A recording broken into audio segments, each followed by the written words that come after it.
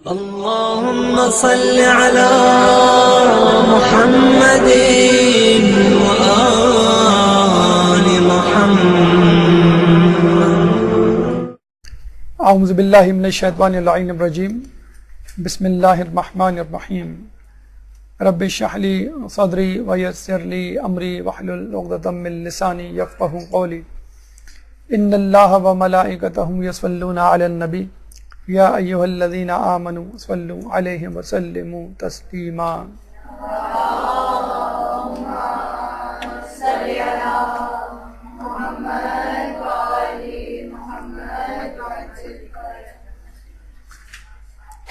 آج 27 ذی القعدہ ہے اور آج سے 2 دن بعد 29 ذی القعدہ ہوگی، اور یہ 29 ذی القعدہ اس حوالے سے ہمارے لیے اہم ہے کہ یہ ہمارے نوے امام محمد تقی علیہ السلام کی شہادت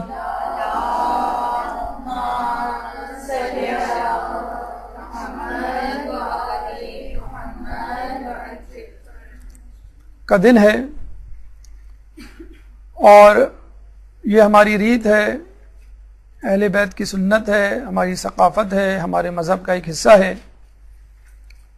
کہ جب کسی امام کی ولادت یا شہادت آتی ہے تو ہمارے رنگ و انداز بدل جاتے ہیں.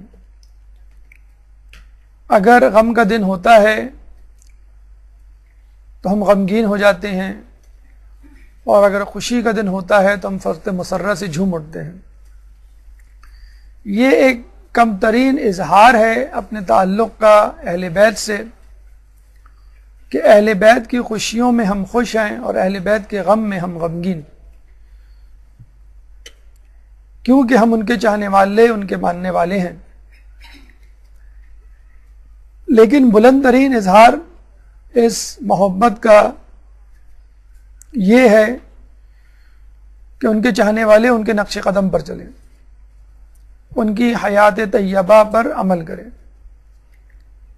اور یہ اسی وقت ممکن ہے کہ جب ہمارے پاس ان کے بارے میں کما حقہ علم ہو، ان کے بارے میں معلومات ہو، ان کی سیرت طیبہ کے مختلف پہلوؤں سے آشنائی ہو.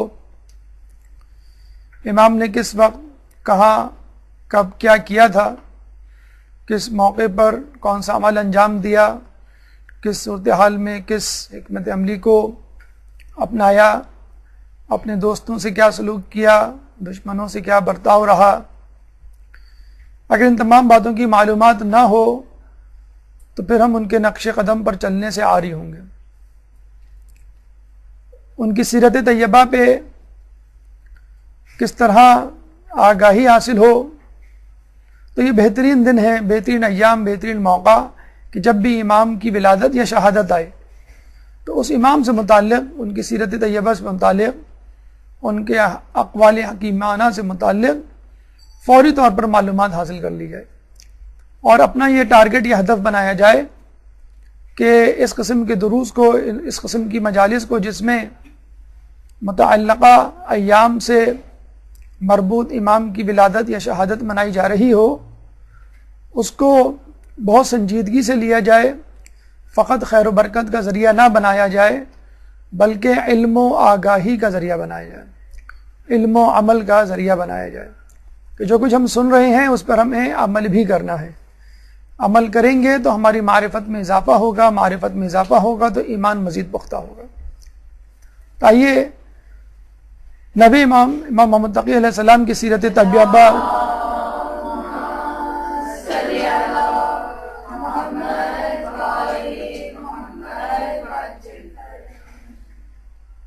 کی سیرت طیبہ سے چند موتی چنتے ہیں اور یہ دیکھتے ہیں کہ خود ہمارے لیے امام نے کیا کیا پیغامات چھوڑے ہیں.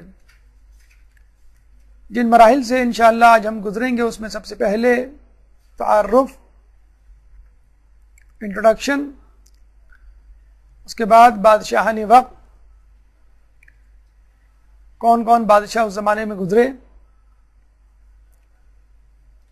امام کا بچپن کس طرح گزرا، امام کی علمی خدمات کیا کیا تھیں، کون کون سی کرامات آپ کے دست اقدس سے ظہور پذیر ہوئے، اخلاق حسنہ کیا کہتی ہے، ازدواجی زندگی میں کیسا برتاؤ رکھتے تھے، اور شہادت کیسے کیوں کر کس ماحول میں ہوئی، اور اس کے بعد چند اقوال حکیمانہ۔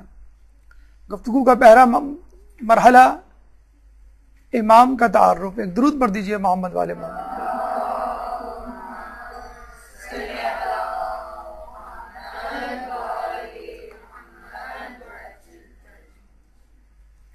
ولادت 10 رجب 195 ہجری 195 ہجری کو ہوئی،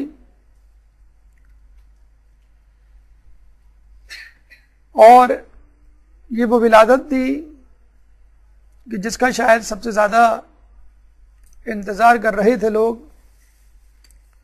کیونکہ آپ کے والد محترم کی عمر 47 ایئرز 47 سال ہو چکی تھی، اور لوگوں کے دلوں میں اشکال پیدا ہو رہے تھے کہ امامت کا سلسلہ اب آگے بڑھنے والا نہیں۔ نہ صرف اشکال آنے والے امام کے بارے میں، بلکہ خود 8ویں امام کے بارے میں اشکال اور شکوک و شبہات شروع ہو گئے تھے کہ یہ کیسے امام ہیں کہ ان کا کوئی بیٹا ہی نہیں، اور ان کی امامت خود مشکوک ہے۔ لیکن جب لوگ کہتے کہ آپ کی کوئی اولاد نہیں، تو امام فرماتے کہ اللہ تعالیٰ جلد مجھے ایک اولاد عطا کرے گا کہ جو ہمارے شیعوں کے لیے باعث فخر ہوگا، اتنا کہ اس سے پہلے کبھی ایسا نہ ہوا۔ آپ کی شہادت 29 ذی القعدہ 220 ہجری، یوں آپ کی عمر مبارک فقط 25 سال بنتی ہے، اور آپ کو تمام ائمہ میں کم ترین امام ہونے کا شرف حاصل ہے۔ فقط 25 سال میں کیا کیا کارہائے انجام دیے، اور کس طرح لوگوں کو اپنی امامت سے قائل کیا، اس کا تذکرہ انشاءاللہ دوران گفتگو آپ سنیں گے، اور اس طرح یہ سن کر آپ حیران بھی ہوں گے کہ امام نے فقط اتنی سی عمر میں کس طرح ان کاموں کا انجام دیا کہ جن کاموں کو سن رسیدہ بزرگ سوچ بھی نہیں سکتے۔ آپ کا نام محمد پہلے معصوم کے نام یعنی رسول اکرم صلی اللہ علیہ وآلہ وسلم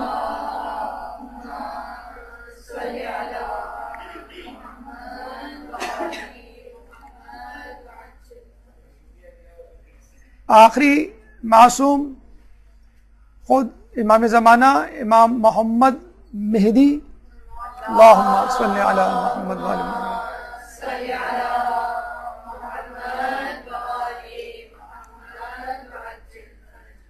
پانچویں اور نویں امام کا نام بھی محمد پر، امام باقر علیہ السلام، اللہم صلی علی محمد وآل محمد۔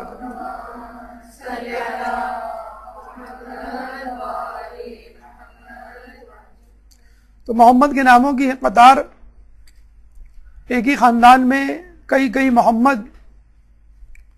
تو پہلے تو یہ بات ذہن میں رکھ لیجئے کہ اہل بیت کا نام رکھنا خود اہل بیت نے ہمیں سکھایا ہے۔ ہم اپنے خاندان میں اگر کوئی نام پہلے سے موجود ہو تو نہیں رکھتے کہ یہ نام تو بہت کامن ہے، عام ہے، ہم اس نام کو نہیں رکھیں گے۔ اور اہل بیت کیا یہ عالم ہے کہ ایک خاندان تو کیا ایک ہی گھر میں دو نام کے علی اکبر، علی اصغر، ایک ہی گھر میں 3 نام کی فاطمہ ہے، فاطمہ صغریٰ، فاطمہ کبریٰ، فاطمہ وسطیٰ۔ یعنی لوگ اپنی بیٹیوں، ائمہ اپنی بیٹیوں اور اپنے بیٹوں کے نام پہ در پہ علی اور فاطمہ رکھنے سے گریز نہیں کرتے تھے. تو یہ ہمیں بھی سنت اپنانی چاہیے. اہل بیت کے نام، معصومین کے نام چاہے کتنے ہی زیادہ ہوں، ان کو رکھنے سے، ان کو پکارنے سے، ان کو سننے سے کبھی بھی دل نہیں بھرتا. اور ناموں کے خود اپنے اثرات ہوتے ہیں. شمر، حرملہ، یزید نام کے لوگوں نے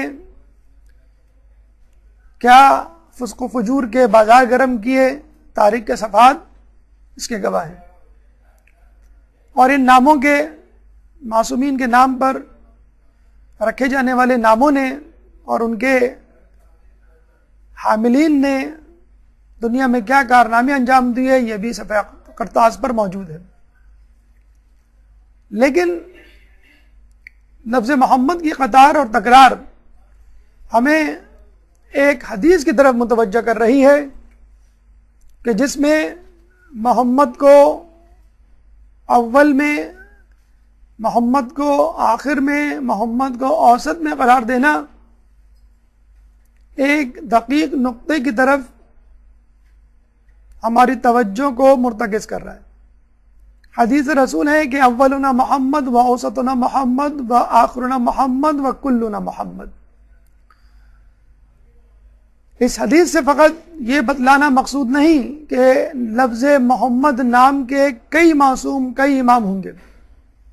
بتلانا یہ مقصود ہے کہ پہلا بھی محمد تھا، آخر والا ان کی سنت پر عمل کرتا ہوا محمد نظر آئے گا، بیچ والا بھی ان کی سنت پر عمل کرتا ہوا محمد نظر آئے گا، بلکہ ہر امام محمد کی سنتوں پر عمل کرتا ہوا محمد ہی نظر آئے گا.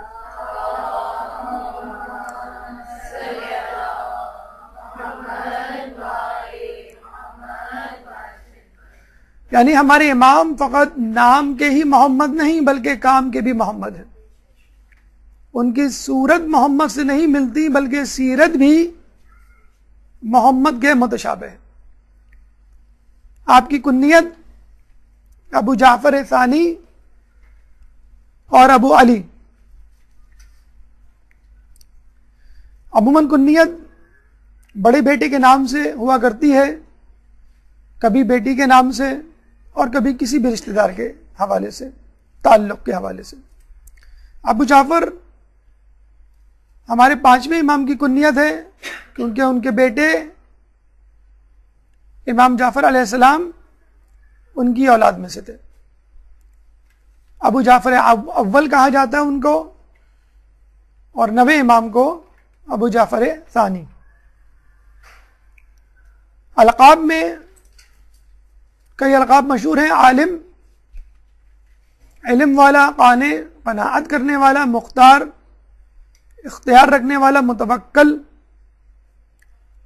توکل جس پر کیا جائے یا متوکل زیر کے ساتھ پڑھیں تو توکل کرنے والا، زیر کے ساتھ پڑھیں گے تو سبجیکٹ بن جائے گا متوکل. توکل کرنے والا، متوکل پڑھیں گے زبر سے تو جس پر توکل کیا جائے، بھروسہ کیا جائے. منتخب، جس کو انتخاب کیا جائے. مرتضی، انتخاب کیا ہوا یا چنا ہوا. نجیب، منظور شدہ یعنی جس کی دعائیں قبول ہوں. لفظ تقی، لقب تقی بر صغیر پاک و ہند میں زیادہ مشہور ہے، بلکہ امام نام ہے محمد سے کم لقب تقی سے زیادہ مشہور ہے بر صغیر پاک و ہند. اور اس کی وجہ یہ ہے کہ لفظ تقی تقوی سے نکلا ہے، اور تقوی کا مطلب ہے بچنا، گناہوں سے بچنا، خوف خدا رکھتے ہوئے احتراز کرنا گناہوں سے. یقیناً امام سے بڑھ کر متقی پرہیزگار امام کے زمانے میں کوئی نہیں تھا. ایک اور وجہ یہ بھی ہے ان کو تقی کہنے کی کہ ایک دفعہ آپ مامون کی تلوار سے بچ گئے. بظاہر تو اس کی تلوار نے آپ کے جسم کے ٹکڑے ٹکڑے کر دیے تھے، مگر آپ صبح سویرے اپنے بستر پہ زندہ صحیح سالم پائے گئے. اللہم صلی علی محمد و آل محمد.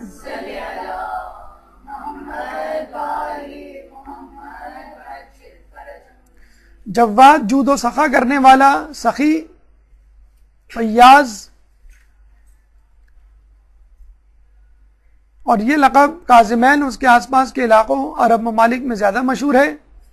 وہاں پہ آپ کو امام تقی کی بجائے امام جواد کے نام سے زیادہ پہچانتے ہیں. تو جواد لقب کاظمین جہاں ان کا روضہ ہے اس کے آس پاس، اور تقی برصغیر پاک و ہند میں آپ کا مشہور لقب. والد 8ویں امام امام علی رضا علیہ السلام تھے.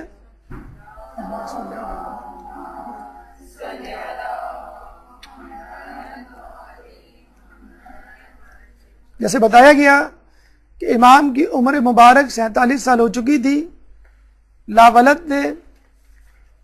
لوگوں نے طعنے دینے شروع کیے، شک و شبے کا اظہار کیا، یہاں تک آپ کی امامت میں بھی شک کر ڈالا. یہ آپ کے ماننے والوں کی بات ہو رہی ہے، جو آپ کو امام مانتے ہی نہیں تھے تو ان کا کیا کہنا. تو امام اپنے ماننے والوں کو بار بار یقین دلایا کرتے تھے کہ اللہ ان قریب مجھے ایک ایسی اولاد دے گا کہ جو موسیٰ سے مشابہت رکھتی ہوگی، جو عیسیٰ سے مشابہ ہوگی، جو یحییٰ کا مصداق ہوگی.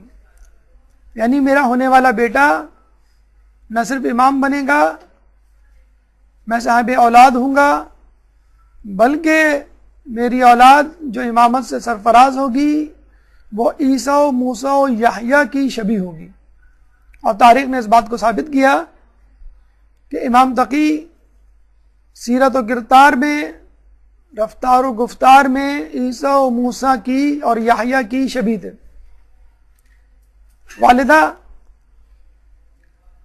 جن ائمہ کی والدہ اپنے اپنے زمانے میں مشہور ہوئی اور ان کی ایک خاص پہچان تھی اپنے خاص پس منظر کے حوالے سے، ان میں آپ کی والدہ کا بھی نام آتا ہے.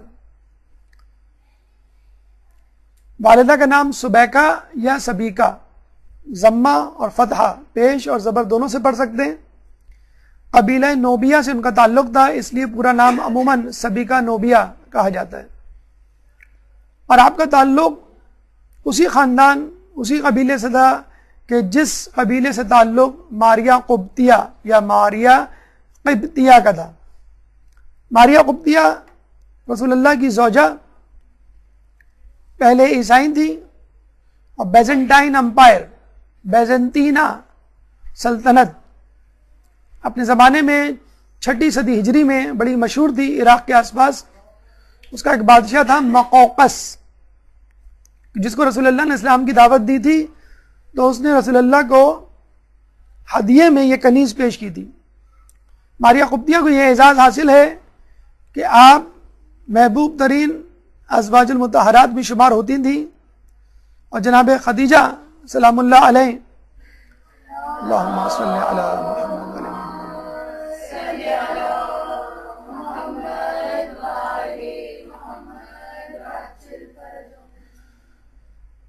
کے بعد رسول اللہ کی بیٹے کی ماں بنی.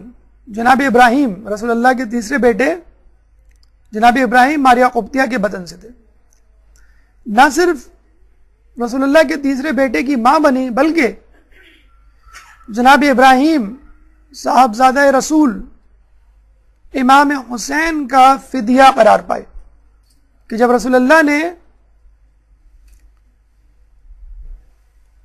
امام حسین کی جگہ اپنے بیٹے ابراہیم کو پیش کیا، کہ جب ان سے کہا گیا کہ تمہیں دونوں میں سے کسی ایک کی قربانی دینی ہے، تو رسول اللہ نے اپنے بیٹے ابراہیم کو اللہ کی راہ میں قربان کر دیا، اللہ کی راہ میں دے دیا، اور حسین کو، حسین مظلوم کو کربلا کے لیے بچا رکھا. اللہم صلی علی.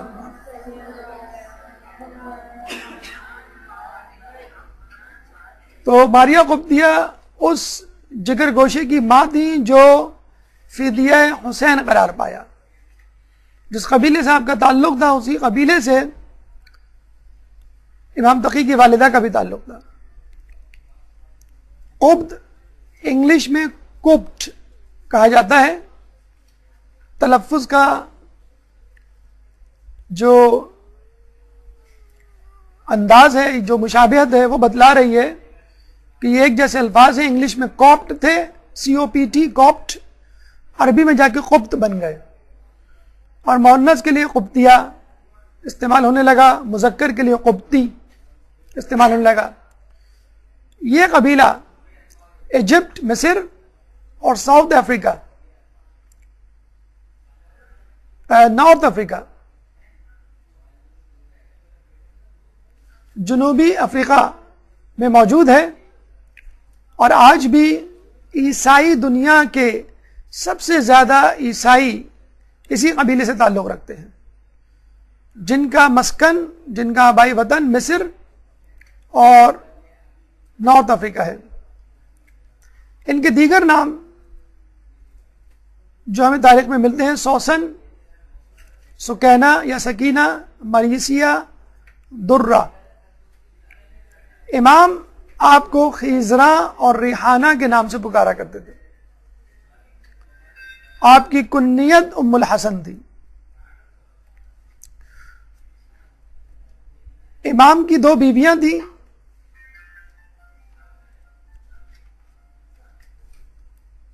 کہ جس میں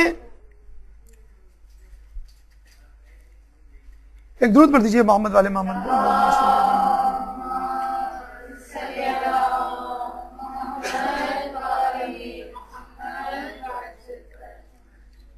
ایک مامون کی بیٹی اور ایک سبیکہ نوبیہ.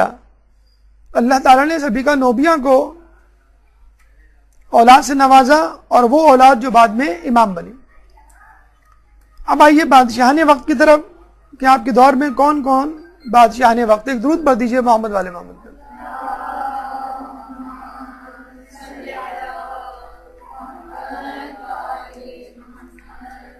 امین، مامون اور معتصم.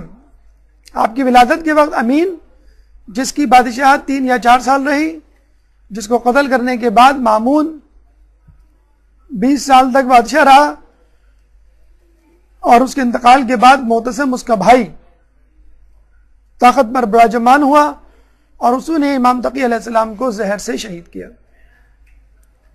اب آئیے امام کے بچپن کی طرف ایک درود پڑھ دیں محمد والے محمد.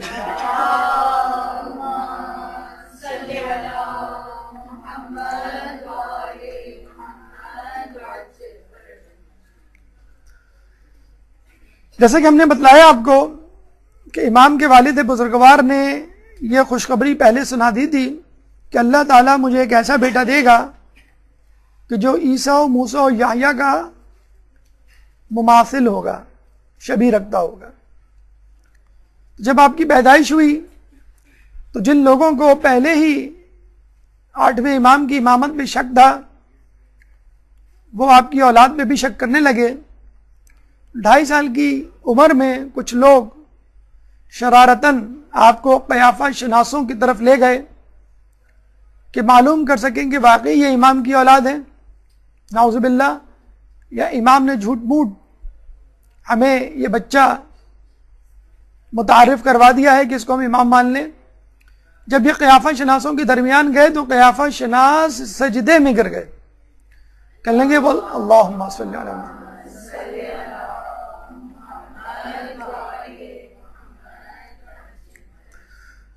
اور کہنے لگے کہ تم کس شخصیت کو ہمارے پاس لے آئے. واللہ یہ بچہ پاک و طاہر ہے، پاک و طاہر صلب سے ہے، اور یہ ذریت رسول اور علی کے علاوہ کسی ذریت سے نہیں ہو سکتا. اس اثنا میں امام جو اس وقت فقط 2.5 سال کے تھے گویا ہوئے اور اپنا پہلا تاریخی خطبہ تعارف کرواتے ہوئے دیا، اور یہ کہا کہ خدا کا شکر ہے کہ اس نے ہمیں نور اپنے نور سے پیدا کیا، اور اس کے بعد ہمیں امامت کے لیے منتخب کیا، اور ہمیں اپنی وحی کا امین بنایا. میں محمد ابن علی رضا ابن موسیٰ کاظم ابن جعفر ابن محمد باقر ابن علی ابن حسین ابن امیر المؤمنین ابن ابی طالب ہوں، اور ذریت فاطمہ بنت محمد سے ہوں.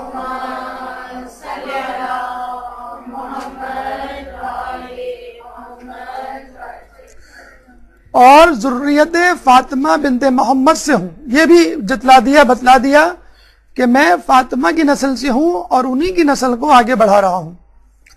پھر فرمایا میں قیافہ شناسوں سے زیادہ جانتا ہوں اور تمام انسانوں سے زیادہ علم رکھتا ہوں. اگر باطل اور گمراہ لوگوں کے حملے کرنے کا ڈر نہ ہوتا اور اس بات کا شائبہ نہ ہوتا کہ اہل شرک و نفاق ہم پر ٹوٹ پڑیں گے، تو میں ایسی باتیں بتاتا کہ اولین و آخرین حیرت میں پڑ جاتے.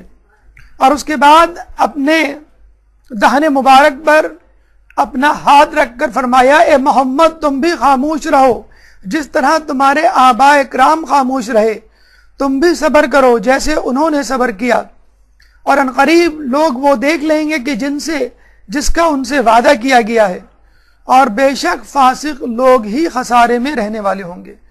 اس کے بعد اپنے سامنے کھڑے ہوئے ایک بزرگ کا ہاتھ تھاما اور مجمع چھٹتا رہا اور راستہ بنتا گیا، اور وہاں پہ موجود بزرگوں نے بے اختیار اپنی زبان سے یہ کلمہ جاری کیا واللہ اعلم حیث یجعل رسالتہ، اللہ ہی بہتر جانتا ہے کہ وہ اپنی رسالت کے امین کے لیے کس کو منتخب کرے.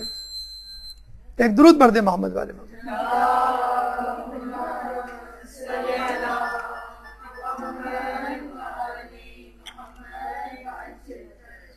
اس کے علاوہ 8ویں امام نے ایک صحابی کو امام تقی کی پشت مبارک پر اس مہر کو دکھایا کہ جو ان کے شانے پر 2 شانوں کے درمیان پیٹھ پہ موجود تھی، بالکل اسی طرح جس طرح رسول اللہ کی پشت مبارک پر مہر نبوت موجود تھی.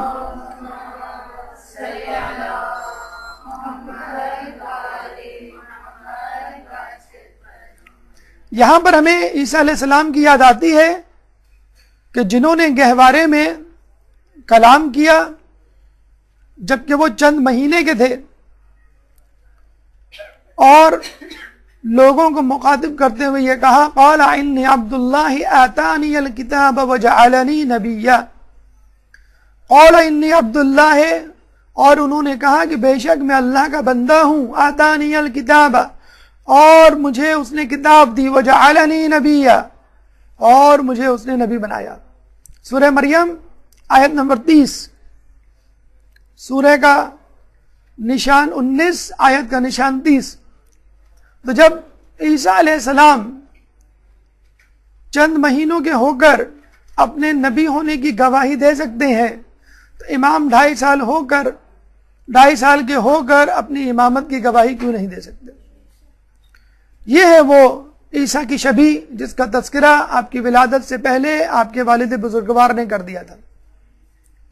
شہادت سے 3 سال پہلے آپ کے والد محترم آپ سے جدا ہوئے، اس وقت آپ کی عمر مبارک 5 سال تھی. یعنی فقط 5 سال کی عمر میں باپ کا سایہ آپ سے جدا ہو گیا، اور وقت شہادت آپ کی عمر، یعنی آپ کے والد کی شہادت کے وقت آپ کی عمر 8 سال تھی. اس کو 5 سال نہیں 8 سال کر لیں. یعنی جب جدا ہوئے تھے، کیونکہ وہ ان کو زندان میں ڈالا گیا تھا، شہادت سے پہلے آپ کی عمر 5 سال تھی اور وقت شہادت آپ کی عمر 8 سال تھی. آپ اندازہ لگا لیجئے کہ 8 سال کا بچہ جس کو امامت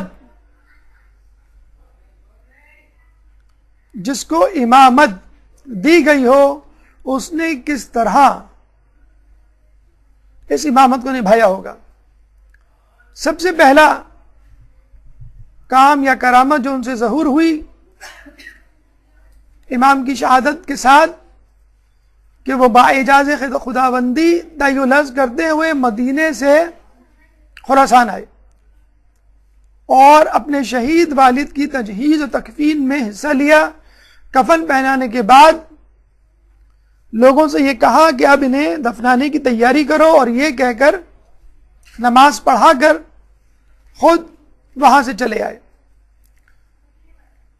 بادشاہ نے سرکاری نماز جنازہ پڑھائی اور ان کی تدفین عمل میں آئی۔ تاریخ اس بات کی گواہ ہے کہ امام کو ولی عہدی دینے والا بھی مامون تھا اور امام کو شہید کرنے والا بھی مامون تھا۔ چنانچہ جب لوگوں کو اس بات کا علم ہوا کہ امام کو زہر دیا گیا ہے تو کسی کے ذہن میں بھی یہ شائبہ نہ تھا کہ مامون کے علاوہ کسی نے امام کو قتل کیا ہو۔ تمام لوگ اس بات پر متفق تھے کہ امام کو شہید کرنے والا، قتل کرنے والا خود مامون ہے۔ چنانچہ خطرے کی بو کو بھانپ کر اس نے اپنے دامن سے اس دھبے کو مٹانے کی کوشش کی اور امام کے صاحبزادے جو کہ اس وقت فقط 8 سال کے تھے بغداد طلب کر لیا کہ میں ان کو اپنا شاہی مہمان بناؤں گا، اپنے ساتھ رکھوں گا، عزت و تکریم دوں گا تاکہ لوگوں کے ذہنوں سے جو اشکال ہے وہ محو ہو جائے۔ یہ بادشاہوں کی ایک خباثت ہوا کرتی ہے کہ جب وہ کسی کو بلاتے ہیں تو محل میں آنے سے پہلے ان کو کہیں رکواتے ہیں، انتظار کرواتے ہیں کہ میں ابھی مصروف ہوں، بعد میں آنا، کچھ دیر کے بعد آنا، شام میں آنا، کل آنا، 1 ہفتے بعد آنا۔ کیا مصروفیت ہوا کرتی تھی بادشاہوں کی؟ شطرنج کھیلنا، شراب پینا، رقص و سرور کی محفلیں برپا کرنا، لہو و لعب کے سامان میں مشغول رہنا، یہ ان کی مصروفیت ہوا کرتی تھی۔ اور یہ تو فقط ایک بچہ تھے لوگوں کے سامنے، لڑکا تھے لوگوں کے سامنے، عام سا بچہ، عام سا لڑکا۔ تو مامون نے گویا ان کو کسی خاطر میں نہ لانے کا ارادہ کر لیا، اور غالباً یہ بھول گیا یا جان بوجھ کے اس نے ارادتاً ایسا کیا کہ اس اثنا میں وہ شکار کے لیے چل پڑا۔ جب شکار کے لیے نکلا تو راستے میں امام جو اس وقت 8 سال کے بچے تھے اور بچوں کے ساتھ کھڑے نظر آئے۔ باقی بچے کھیل رہے تھے اور امام ان کو دیکھ رہے تھے۔ ہوتا ہے شب و روز تماشا میرے آگے، بازیچہ اتفال ہے دنیا میرے آگے۔ تو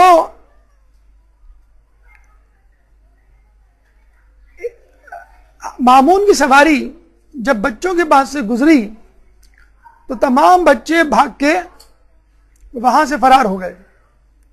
یہ بالکل ایسا ہی کہ بچے کسی بھوت کو دیکھ لیں، کسی جن کو دیکھ لیں، کسی عفریت کو دیکھ لیں اور گھبرا کے بھاگ جائیں۔ لیکن یہ فرق ہے بادشاہ کی بادشاہت میں اور امام کی امامت میں۔ بادشاہ جسموں پر حکومت کرتا ہے اور امام دلوں پر حکومت کرتا ہے۔ یہاں بادشاہ کو دیکھ کر بڑے تو کیا بچے ڈر کے مارے بھاگ گئے، اور وہاں جب ہمارے 8ویں امام مدینے سے نکلے خراسان کے لیے تو 24,000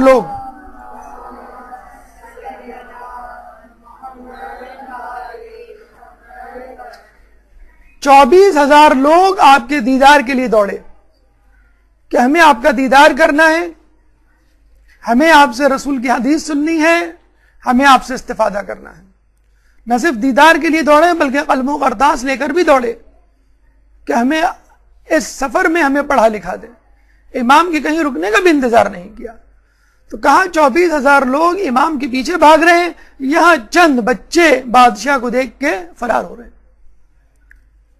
اور بادشاہ یہ سمجھا کرتے تھے کہ یہ ہماری شان و شوکت، یہ روب و دبدبہ ہے کہ جس کی کوئی تاب نہیں لا سکتا۔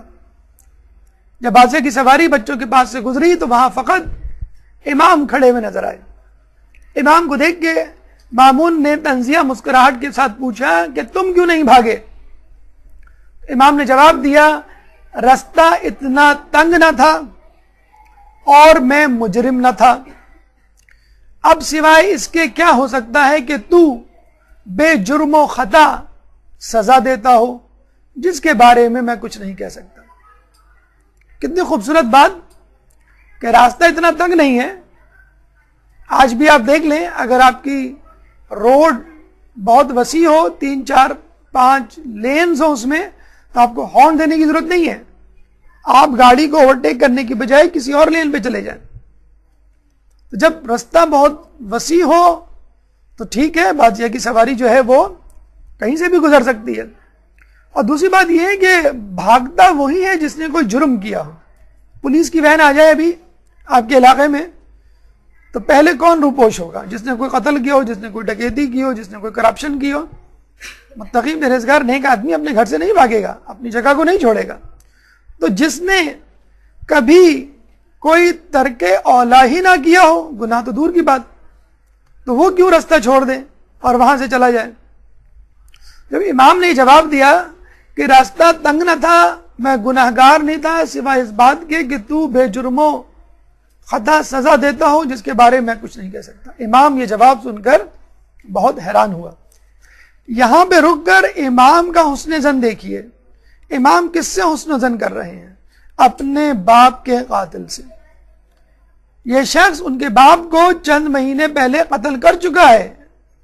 کس جرم میں؟ بغیر کسی جرم میں، بے جرم و خطا، اور پھر بھی امام کہہ رہے ہیں. تو یہ ہمیں حسن زن سکھلاتا ہے کہ امام اپنے باپ کے قاتل کے ساتھ حسن زن کر رہے ہیں. ہم اپنے گھر والوں، اپنے رشتہ داروں، اڑوس پڑوس اور دوستوں کے ساتھ حسن زن نہیں کرتے. امام نے جواب دے دیا. مامون حیرت زدہ رہ گیا، اپنے شکار پہ چل پڑا. ایک ہرن کو دیکھ کر اپنے باز کو اڑایا. واپسی میں وہ باز اپنے منہ میں ایک مچھلی لے کر آیا.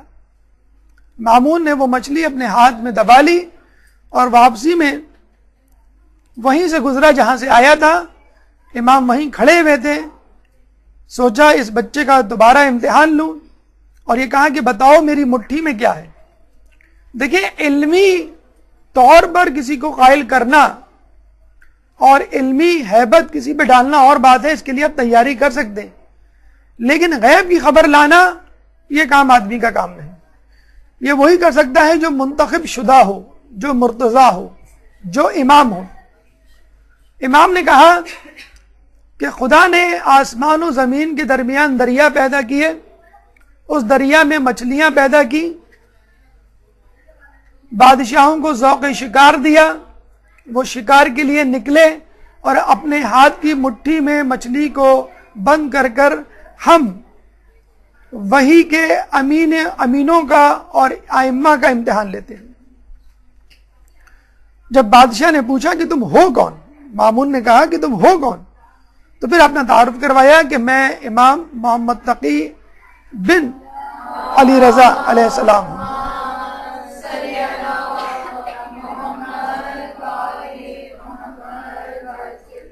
اب مامون کے ذہن میں وہ تمام باتیں گھومنے لگی جو آپ کے والد بزرگوار سے وابستہ تھی. یعنی ان کو بلانا، ولی عہد بنانا، اپنی بڑی بیٹی سے ان کا نکاح کرنا اور پھر شہید قتل کر دینا. فوراً اس کو یاد آیا کہ میں نے تو بلایا اس لیے تھا کہ میں تعظیم و تکریم کروں گا تاکہ اپنے دامن سے قتل کا دھبا، خون کا دھبا مٹاؤں. چنانچہ اس نے فوراً ارادہ کیا کہ میں آپ سے اپنی چھوٹی بیٹی کا نکاح کروں گا، ام الفضل کا. اور ان کو وہ محل میں لے کر آ گیا. فوراً محل میں آ کے جب اس نے یہ اعلان کیا کہ میں اپنی چھوٹی بیٹی کا نکاح، بڑی بیٹی کا نکاح وہ کر چکا تھا ان کے والد محترم سے، 8ویں امام سے، اب چھوٹی بیٹی ام الفضل کا نکاح وہ دوبارہ کرنا چاہتا تھا ان سے.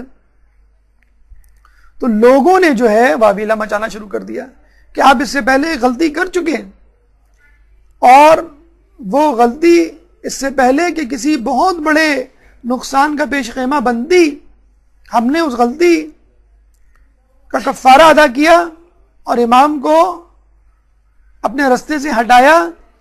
بڑی مشکل سے امام کا رعب و دبدبہ اور ہیبت اور فضیلت لوگوں کے دلوں سے محو ہوئی ہے. اب آپ نے ان کے بیٹے کو اپنا داماد بنانے کا ارادہ کر لیا ہے، جو پھر ایک خطرناک غلطی ہے. اور اگر پہلے امام ناکام ہوئے تو ہو سکتا ہے ان کا بیٹا کامیاب ہو جائے اور آپ کی خلافت خطرے میں پڑ جائے. لیکن امام مامون جو ہے اپنی بات پہ بضد تھا کہ نہیں، میں امام کے بیٹے کو اپنا داماد ضرور بناؤں گا. اور جب لوگ تھک ہار گئے تو امام مامون کو اس طرح قائل کرنے کی کوشش کی کہ آپ ضرور بنائیے، لیکن پہلے یہ ثابت تو کیجئے کہ یہ بچہ عالم ہے یا علم رکھتا ہے۔ یہ تو ایک بچہ ہے 8 سال کا نا عمر کم عمر لڑکا، اس کو تو کوئی علم نہیں، تو کس بنیاد پر آپ اس کو اپنا داماد بنا رہے ہیں؟ تو مامون نے کہا کہ ٹھیک ہے، ہم اس کی علمیت کا امتحان لے لیتے ہیں، اور اگر تم نے یہ ثابت کر دیا کہ یہ بچہ ہی ہے اور علم کچھ نہیں رکھتا تو ٹھیک ہے، ہم اپنا ارادہ تبدیل کر لیں گے۔ یہاں سے امام کی علمی خدمات کا سفر شروع ہوتا ہے۔ ایک درود پڑھ دیجئے محمد والے محمد۔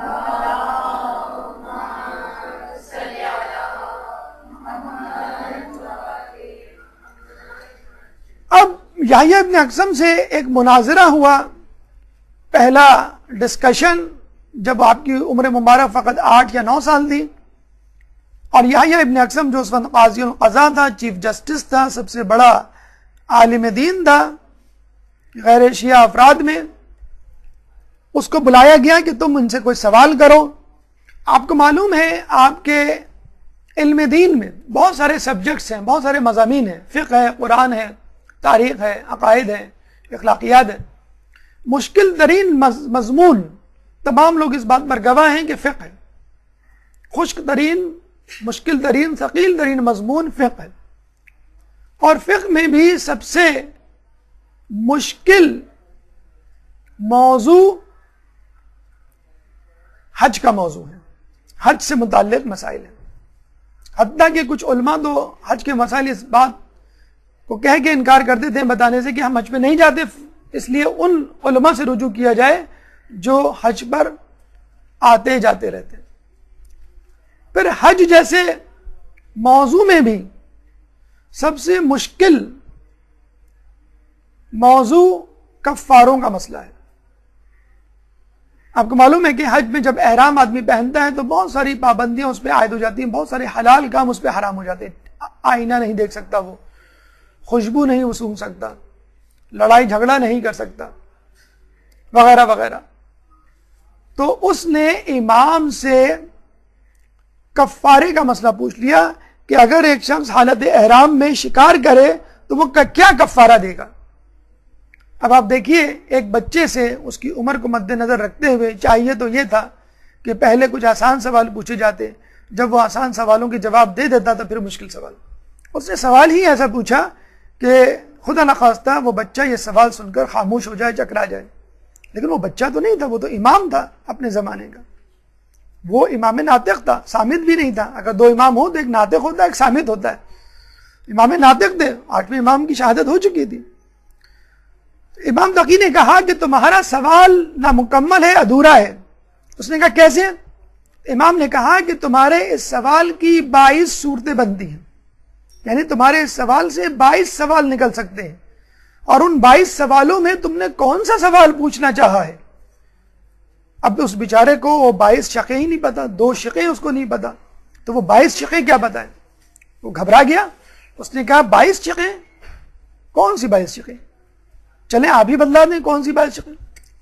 تو امام نے ان شقوں کو بتانا شروع کیا کہ یہ بتاؤ کہ شکار حدود حرم میں کیا گیا تھا، حدود حرم سے باہر کیا گیا تھا؟ شکار کرنے والا باخبر تھا یا بے خبر تھا؟ شکار آمدن کیا گیا یا سہون کیا گیا؟ شکار آزاد شخص نے کیا یا غلام نے کیا؟ شکار کرنے والا بالغ تھا یا نابالغ تھا؟ شکار پہلی مرتبہ کیا گیا یا کئی مرتبہ کیا جا چکا تھا؟ شکار پرندے کا تھا یا جانور کا تھا؟ شکار اگر جانور کا تھا تو جانور چھوٹا تھا یا بڑا تھا؟ کرنے والا اپنے شکار پہ نادم تھا یا مصر تھا؟ شکار رات میں کیا گیا یا دن میں کیا گیا؟ احرام عمرے کا تھا یا حج کا تھا؟ اور یہ سن کر مامون اور یحییٰ ابن اقسم دونوں چکرا کے گر پڑے۔ ایک درود پڑھ دیں محمد والے محمد۔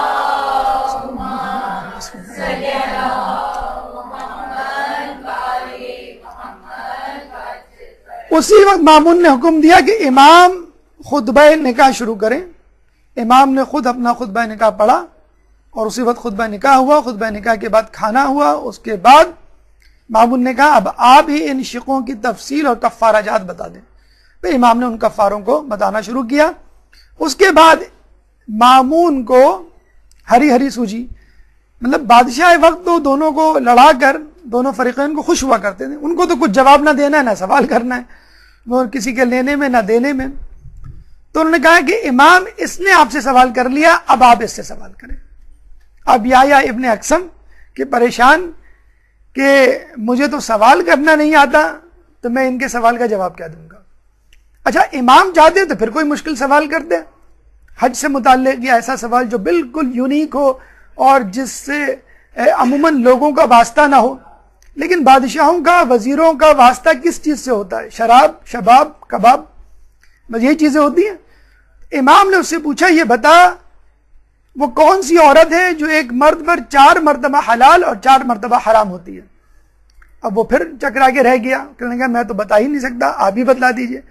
تو امام نے کہا کہ اگر کوئی عورت کسی کی کنیز ہو تو وہ ایک شخص پہ حرام ہے، اگر وہ شخص اس کو خرید لے تو وہ کنیز حلال ہے، آزاد کر دے تو پھر حرام ہے، پھر عقد کر لے تو پھر حلال ہے، پھر صیغہ اظہار پڑھ لے یعنی یہ کہہ دے تو میری ماں جیسی تو اس پہ پھر حرام، کفارہ دے دے تو پھر حلال، طلاق دے دے تو پھر حرام، اور رجوع کر لے تو پھر حلال.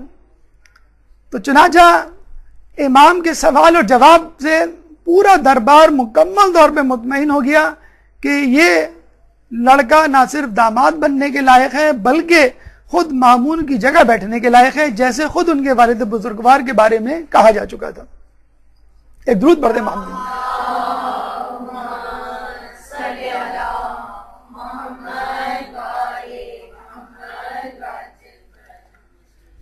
امام کے بارے میں کہا جاتا ہے کہ ایک دفعہ انہوں نے ایک نشست میں 30,000 سوالات کے جواب دیے، جو نشست مسلسل 3 دن تک جاری رہی. اور اس وقت ان کی عمر کوئی 24 سال یا 23 سال نہیں تھی، فقط 9 سال تھی. اور بعض اوقات ایسا ہوا کرتا تھا کہ سوال کرنے والے سے پہلے اس کا جواب دے دیا جاتا. کوئی لفافہ بڑھاتا سوال کا، امام اس کو کھول کے پڑھنے کی زحمت نہ کرتے، اسی وقت اس کو لفافہ دے دیا جاتا کہ اس میں تمہارے سوال کا. یہ بتلا رہا ہے کہ امام فقط کسبی علم کے حامل نہیں تھے بلکہ وہ وہبی علم کے حامل تھے. ان کا علم اللہ کی طرف سے تھا، ان کا علم دنیاوی علم نہیں تھا کہ جو لوگوں سے لیا جائے، کہ جس کے لیے پہلے آپ کو سوال معلوم ہو اس کے بعد جواب. اس کے بعد امام کی کرامات، اس کا تذکرہ انشاءاللہ 5 منٹ کے وقفے کے بعد. ایک درود پڑھ دیجئے محمد والے محمد میں.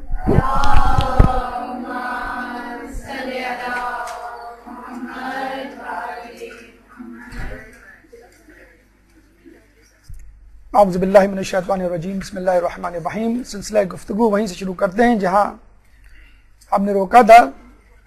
ہماری گفتگو کا اگلا مرحلہ کرامات.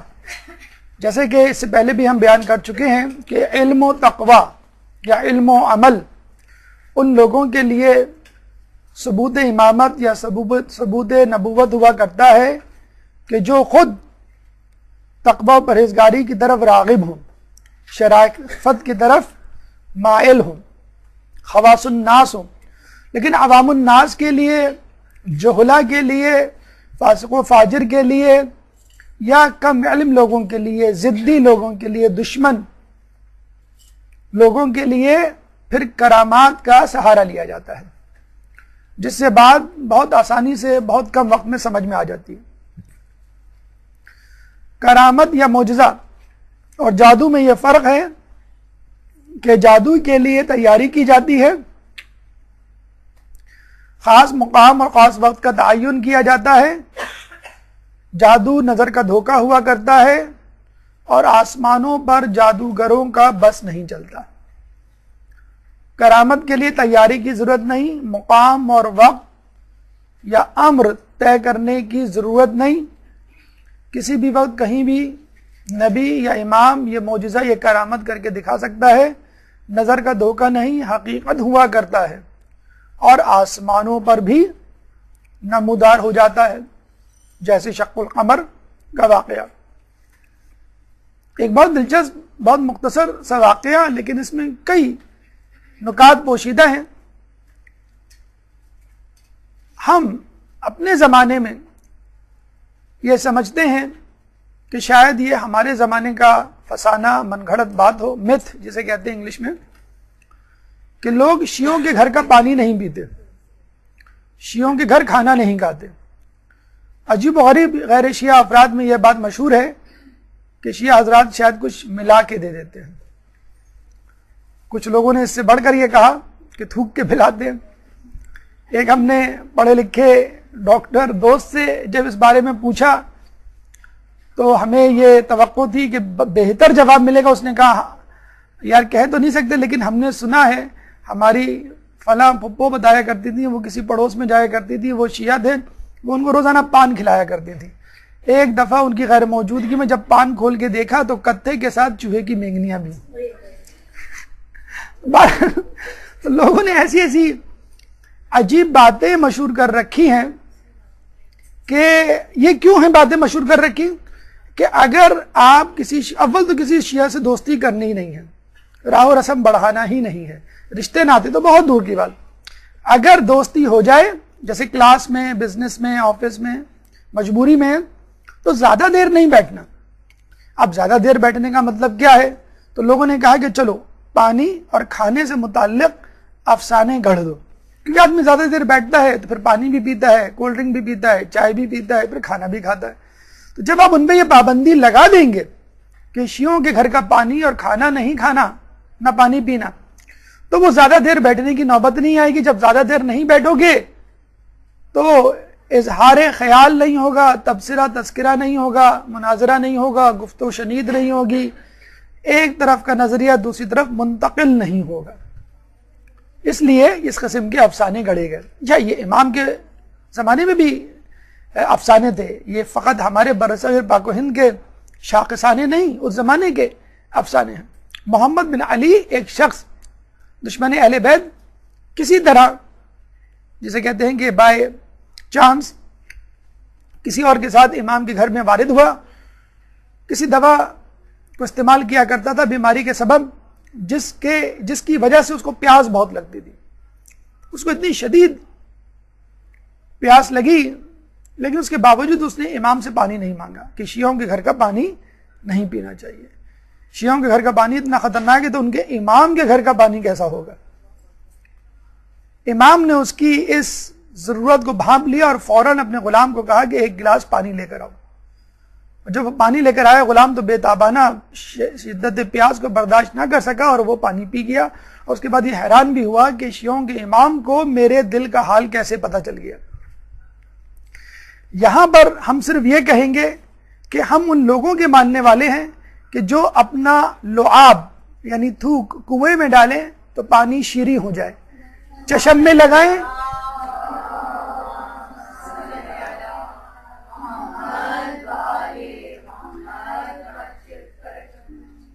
کنویں میں ڈالیں تو پانی شیریں ہو جائے، چشم پہ لگائیں تو آشوب چشم جاتا رہے، کسی کنکر پہ لگا کر کسی کے منہ میں ڈال دیں تو 70 زبانوں کا ماہر ہو جائے۔ تو یہ کہنا کہ فلاں تھوک کے پلاتے ہیں، ہم کہتے ہیں کہ اگر آپ یہ بھی پی لیں تو بھی آپ کو شفا ہو جائے۔ اول تو ہم نہیں کرتے ایسے، لیکن ہم جن کے ماننے والے ہیں ہمیں پورا یقین ہے کہ ہمارے لعاب میں بھی اللہ نے کچھ نہ کچھ تاثیر رکھی ہوگی۔ ایک درود پڑھ دیں محمد والے محمد۔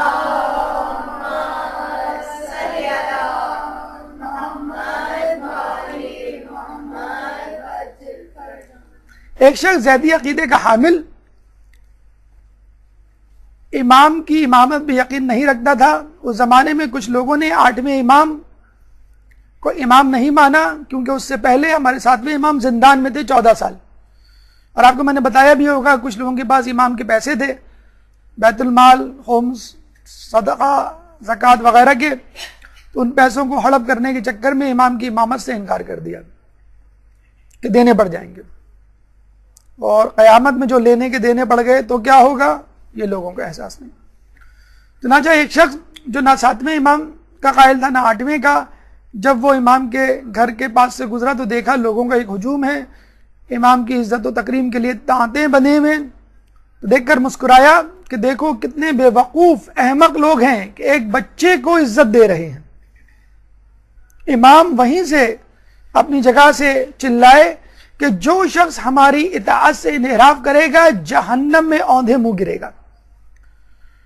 ایک دم سے وہ گھبرا گیا کہ امام کو میرے دل کا حال کیسے معلوم. فوراً اس کے دل میں یہ خیال آیا کہ مجھے لگتا ہے کہ ان کو جادو بھی آتا ہے. دوبارہ امام گویا ہوئے, یہ تمہارا خیال باطل ہے, اپنے عقیدے کی اصلاح کرو. چنانچہ فوراً آپ کے قدموں میں گر پڑا اور کہنے لگا کہ میں آپ کی امامت پر ایمان لایا. اسی طرح کا واقعہ خود رسول اللہ کے لیے حوالے سے بھی ملتا ہے. جب ابو سفیان مکے میں مدینے میں ملنے آیا اور معافی تلافی کی درخواست کی اور رسول اللہ نے قبول کر لیا اور وہ مسلمان بھی ہو گیا, جب جانے لگا تو دل میں خیال آیا کہ میں نے خواہ میں محمد کی بیعت کی, ایمان لایا, اگر تھوڑی سی کوشش کر لیتا, لوگوں کو تیار کر لیتا تو محمد پہ غالب آ جاتا. نہیں, بلکہ اس نے یہ سوچنا شروع کیا کہ تھوڑی سی محنت کر لیتا تو رسول کے خیمے سے آواز آئی تو تب بھی تو مجھ پر غالب نہ آتا. پیچھے مڑ کر دیکھا تو حیران اور پریشان کہ رسول تو تھے نہیں, رسول نے میرے دل کا خیال کیسے جان لیا. تو آپ دیکھ لیجئے ہمارے ائمہ کی کرامات میں, معجزات میں جھلک ہے, ایک مشابہت ہے, ایک تمثیل ہے خود رسول کی اور ان سے پہلے انبیاء کی بھی. تو کس طرح یہ رسول اور نبیوں کی ضروریت نہ قرار پائیں. اب آئیے امام کے اخلاق کی طرف چلتے ہیں. چند موتی اپنی عملی زندگی کے لیے یہاں سے چنتے ہیں. ایک درود پڑھ دیجئے محمد والے محمد.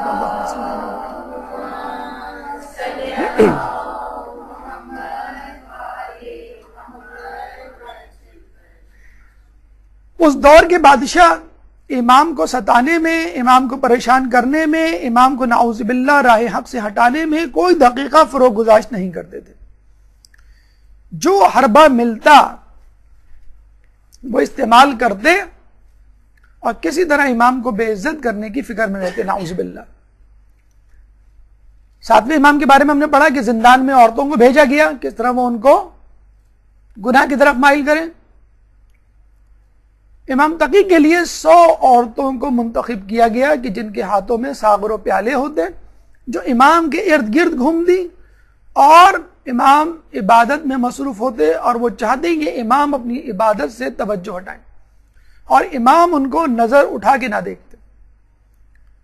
ہم یہاں بچوں کو کہتے ہیں کہ ٹی وی بند کر دو, اپنی نظروں کی حفاظت کرو, کوئی آواز ہمیں آ جائے تو ہماری نظر, ہماری توجہ جو ہے وہ فوراً جو ہے منتشر ہو جاتی ہے.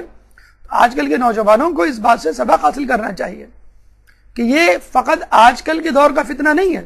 انٹرنیٹ ہے, میڈیا ہے, موبائل ہے, اور اب سڑکوں پہ لگے سائن بورڈز ہیں کہ جو بیچارہ انٹرنیٹ, ٹی وی اور دیگر مقامات سے بے حجاب عورتوں سے استفادہ نہ کرتا ہو, وہ اگر باہر نکلے تو سائن بورڈ سے استفادہ کرے. اور وہ ماشاءاللہ ہوتے بھی اتنے اونچے اونچے ہیں, لگتا ہے کہ آسمان سے کوئی گری ہے اور سائن بورڈ پہ اٹکی ہے. لوگ سمجھتے ہیں شاید یہ میرے حصے کی حور تو نہیں, نظر اٹھا کے دیکھ لوں تھوڑی دیر کے لیے, شاید مجھے پکار لے. تو نعوذ باللہ یہ آپ دیکھ لیجئے ایک ایک سائن بورڈ کا جو کرایہ جو ہم نے آج سے 20 سال پہلے سنا تھا 3,000 روپے پر ڈے, 3,000 پر ڈے, آج کیا اس کا کرایہ ہوگا. تو ہمارے اعتراف میں بے حجابیت, فحاشیت عروج پر ہے کہ کسی طرح انسان کو اپنے رستے سے ہٹایا جائے. اور جو ہم سنتے ہیں نا کہ دجال جب آئے گا تو ایک ہاتھ میں بے حجاب عورتیں, دوسرے ہاتھ میں موسیقی کے آلات, یہ جو فتنے ہیں یہ اس وقت بھی موجود ہیں. اس وقت آپ دیکھ لیں پوری دنیا میں یہی 2 فتنے ہیں. ٹی وی سے آپ یہ 2 چیزیں نکال لیں, چاہے وہ چائے کا اشتہار ہو, چاہے وہ موبائل کا اشتہار ہو, چاہے وہ کسی چیز کا اشتہار ہو, یہ 2 چیزیں آپ نکال دیں تو رہ کیا جاتا ہے. پہلے لوگ جب ڈرامے آتے تھے تو دیکھتے تھے, جب وقفہ آتا تھا تو اٹھ کے چلے جاتے تھے. اب جب جو ہے ڈرامہ آتا ہے تو اٹھ کے چلے جاتے ہیں, اشتہار آتے ہیں تو بیٹھے رہتے ہیں. یہ مطلب لوگوں کا حال ہو گیا ہے. تو یہ حربے, پرانے حربے, آج کل کے حربے نہیں ہیں، اور آنے والے دور میں بھی یہی حربے ہوں گے، یہی 2 حربے ہوں گے کہ جن کو کیش کیا جائے گا۔ اب وہ زمانہ آ گیا ہے کہ ان بے حجاب عورتوں کو باقاعدہ سفیر بنایا جاتا ہے، ان کو بڑے بڑے کاموں میں نمائندگی دی جاتی ہے کہ آپ جو ہے غربت دور کریں، آپ جو ہے وہ جہالت دور کریں، آپ جو ہے لوگوں کے درمیان جو ہے وہ مصالحت کروائیں۔ تو یہ فتنہ پہلے بھی تھا، یہ آزمائش پہلے بھی تھی، آج بھی ہے اور آنے والے دور میں بھی ہوگی۔ اس کے لیے ہمیں پہلے سے تیار ہونا چاہیے۔ جب امام پر بادشاہ کا زور نہیں چلا تو امام کو اپنے دربار میں طلب کیا اور وہاں پہ ایک میوزیکل کنسرٹ منعقد کروایا۔ ابھی آپ کے یہاں انچولی میں کسی گراؤنڈ پہ میوزیکل کنسرٹ ہو جائے، کچھ نہ کچھ نہیں تو لوگ فقط دیکھنے کے لیے پہنچ جائیں، دیکھیں تو کون آیا ہے۔ تو اس زمانے کا جو مشہور سنگر تھا، پاپ سنگر تھا یا کلاسیکل سنگر تھا، مخارق نام تھا اس کا، اس کو بلایا، اس کو کہا کہ تم موسیقی بجاؤ۔ عورتیں پھر موسیقی، یعنی جو فسق و فجور کا ماحول ہو سکتا ہے وہ بادشاہ نے وہاں پہ روا رکھا۔ امام بیٹھے رہے، ان کی نظریں نیچی رہیں، اپنی عبادت میں مصروف رہے، اور ایک دفعہ جب بدتمیزی عروج پر ہو گئی، یعنی مامون اور وہ جو دیگر افراد ہیں جنہوں نے رکنے کا نام نہیں لیا، تو امام نے نظر اٹھا کے اس شخص یعنی مخارق کو کہا کہ اے بوڑھے شخص، بلکہ یہ کہا کہ اے بڑی داڑھی والے شخص۔ اس زمانے میں داڑھی رکھنا فیشن تھا، لوگ جو ہے داڑھی رکھ کے سارے کام کیا کرتے تھے۔ تو آج کل تو یہ ہوتا ہے کہ داڑھی والوں سے یہ توقع کی جاتی ہے کہ وہ گناہ نہ کریں، اس زمانے میں وہ ثقافت تھی۔ تو اے بڑی داڑھی والے شخص، کیا تجھے خوف خدا نہیں؟ یہ سنتے ہی مخارق کے ہاتھ سے تنبورا، جو اس زمانے کا گٹار ہوا کرتا تھا، وہ گر گیا اور ہمیشہ کے لیے اس کا حاج فالج زدہ ہو گیا۔ اب دیکھیے ہمارے امام میں یہ طاقت ہے کہ اگر پہلے سے فالج گرا ہو تو دعائے مشلول سکھا کر فالج صحیح کر دیں، دور کر دیں، ہاتھ صحیح کر دیں، اس کو دور کر دیں۔ اور یہ بھی طاقت ہے کہ ایک صحیح ہاتھ کو فالج زدہ بنا دیں۔ یہ ہے ہمارے ائمہ میں مشابہت، اولنا محمد و اوسطنا محمد و آخرنا محمد۔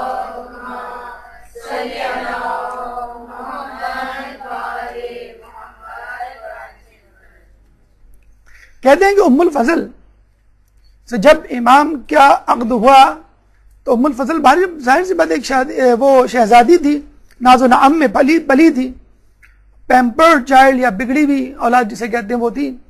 امام کے ساتھ جب مدینے جانا پڑ گیا تو اس کو وہ سادہ سی زندگی، تقوی سے بھرپور زندگی، مطلب ایک تو وہ زمانہ تھا کہ جب کسی نے بی بی فضہ سے کہا کہ تمہاری جنت تو پکی، تم بڑی خوش قسمت ہو، تو اس نے کہا اے بدبخت، اہل بیت کی کنیزی کے بعد کس کو جنت کی پڑی ہے؟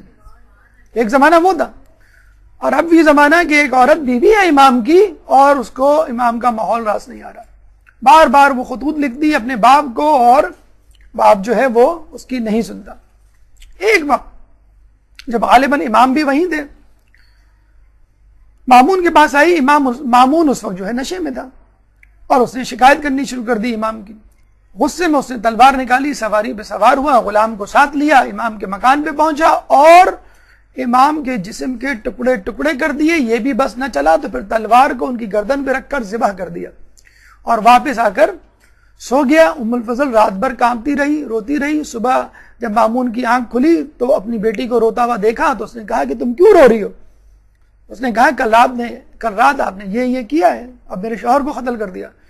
مامون بڑا پریشان ہوا، اپنے غلام کو بلا کر پوچھا، غلام نے کہا ہاں بالکل آپ نے میرے سامنے قتل کیا، ٹکڑے ٹکڑے کیے امام کے جسم کے۔ تو مامون نے اپنے غلام کو کہا جاؤ بھاگ کے دیکھ کر آؤ کہ امام کا کیا حال ہے۔ جب غلام وہاں گیا تو دیکھا بڑے مزے سے امام لحاف میں سو رہے ہیں۔ اللہم صلی علی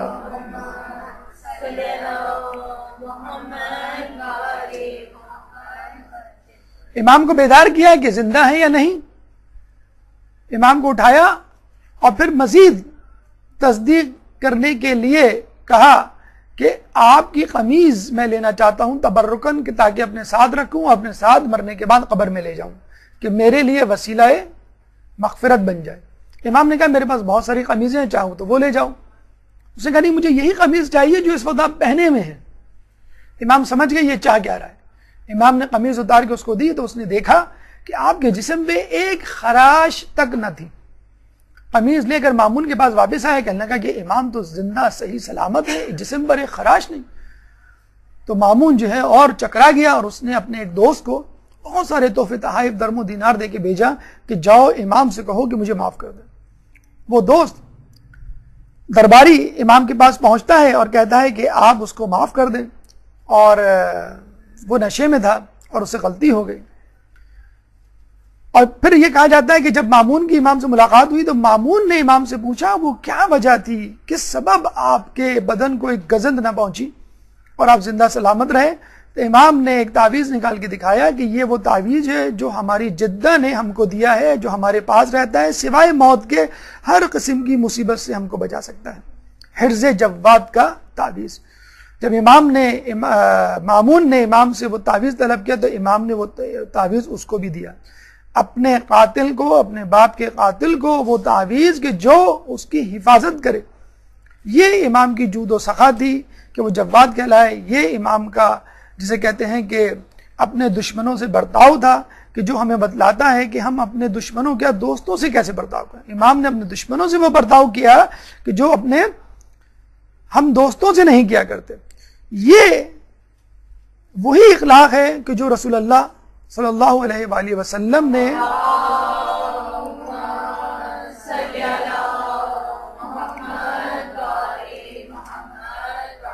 اپنے دشمنوں سے روا رکھا کہ آج تک لوگ یہ نہیں فیصلہ کر پائے کہ کون رسول کا دشمن تھا, کون رسول کا دوست.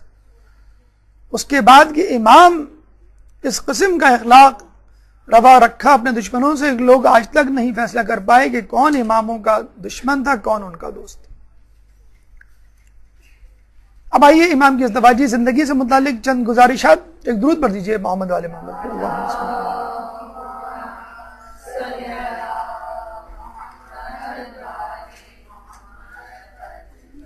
آپ کی پہلی بیوی ام الفضل, مامون کی چھوٹی بیٹی, 2003 سے 2018 تک اس نے مسلسل مامون کو آپ کے بارے میں شکایت نامے لکھے, اور جب مامون کا انتقال ہو گیا تو اس نے اپنے چچا معتصم کے بادشاہ بننے پر دوبارہ ان کو خطوط لکھنے شروع کیے. معتصم نے جو ہے امام کو بغداد طلب کر لیا اور قتل کی سازش کو انجام دیا.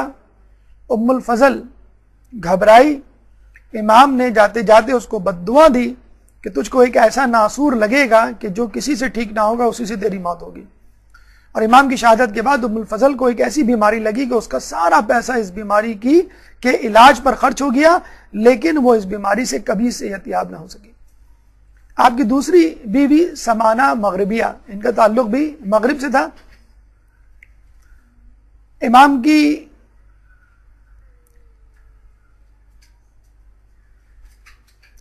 والد ہے یہ, امام کے والد امام نقی امام کے صاحبزادے کہ جن سے اولاد چلی, اور یہ ان کی اولاد جدی رضوی سادات کہلاتی ہے. دوسرے صاحبزادے موسیٰ مبرقہ جن سے نسبی رضوی سادات نکلے, اور فاطمہ اور امامہ. اچھا, جیسے آپ کو شاید پہلے بھی بتایا ہو کہ امام تقی, امام نقی, امام حسن عسکری, ان تینوں کی اولادیں بھی رضوی کہلاتی ہیں. اصول ان کو تقوی, نقوی اور عسکری کہنا چاہیے. اور کچھ لوگ آپ کو نظر بھی آئیں گے جو اپنے آپ کو تقوی, نقوی یا عسکری کہتے ہیں, لیکن جو لوگ اپنے آپ کو رضوی کہتے ہیں در حقیقت وہ بھی تقوی, نقوی یا عسکری ہیں. لیکن چونکہ امام رضا اپنے زمانے میں بہت زیادہ مشہور تھے, اس لیے ان کی اولادوں نے, یعنی ان کے پوتوں اور پڑ پوتوں نے امام تقی, امام نقی اور اس کے بعد کے اماموں نے بھی اپنے امام کے اولادوں نے بھی اپنے آپ کو امام رضا سے منسوب کیا. تو جو خود امام نقی کی اولاد سے تھے تو وہ جدی رضوی سادات کہلائے, کیونکہ ان کے جد یعنی امام تقی اور ان کے والد امام رضا ان کی نسبت سے اپنے آپ کو جوڑتے ہیں. اور موسیٰ مبرقہ چونکہ یہ غیر معصوم تھے, امام نہیں تھے, تو ان سے جو اولادیں نکلی وہ اپنا رشتہ امام رضا سے جوڑتے ہیں. تو ہوتا یوں تھا کہ اگر امام کی اولاد امام ہے اور اس کی اگر اولاد ہوتی ہے تو وہ اپنا رشتہ اپنے والد سے جوڑتے ہیں، اور اگر امام کی اولاد معصوم نہیں ہوتی یعنی امام نہیں ہوتی تو وہ اپنا رشتہ اپنے چچا سے جوڑتے ہیں. تو یہ نسبی رضوی سادات کہلائے. موسیٰ مبرقہ کے بارے میں کہا جاتا ہے کہ انتہائی خوبصورت، انتہائی حسین تھے، اتنے زیادہ کہ اپنے چہرے پر نقاب ڈال کے چلا کرتے تھے. انہی کی نسل سے سید احمد اور محمد اعرج تھے، اور انہی سے ہمیں رسول اللہ کی جو حدیث ملتی ہے داڑھی کا مونڈنا مسلح کرنے کے مترادف ہے، یعنی جیسے کسی نے اپنے ناک کان کاٹ دیے ہوں، اپنے چہرے کا مسلح کر دیا ہو، ایماسیشن.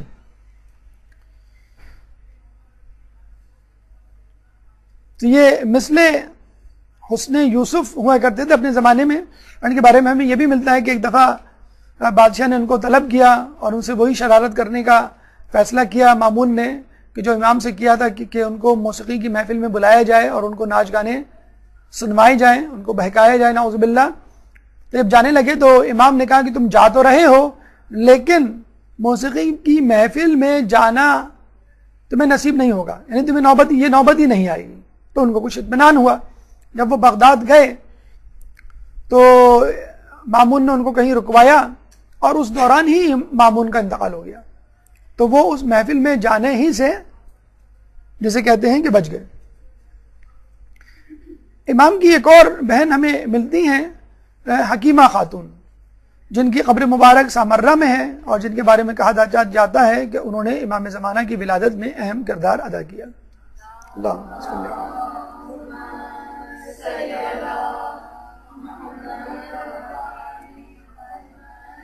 اب آئیے امام کی شہادت کی طرف. 29 ذی-القعدہ امام کی شہادت، جس کو یوم تقویٰ سے بھی آپ منسوب کر سکتے ہیں.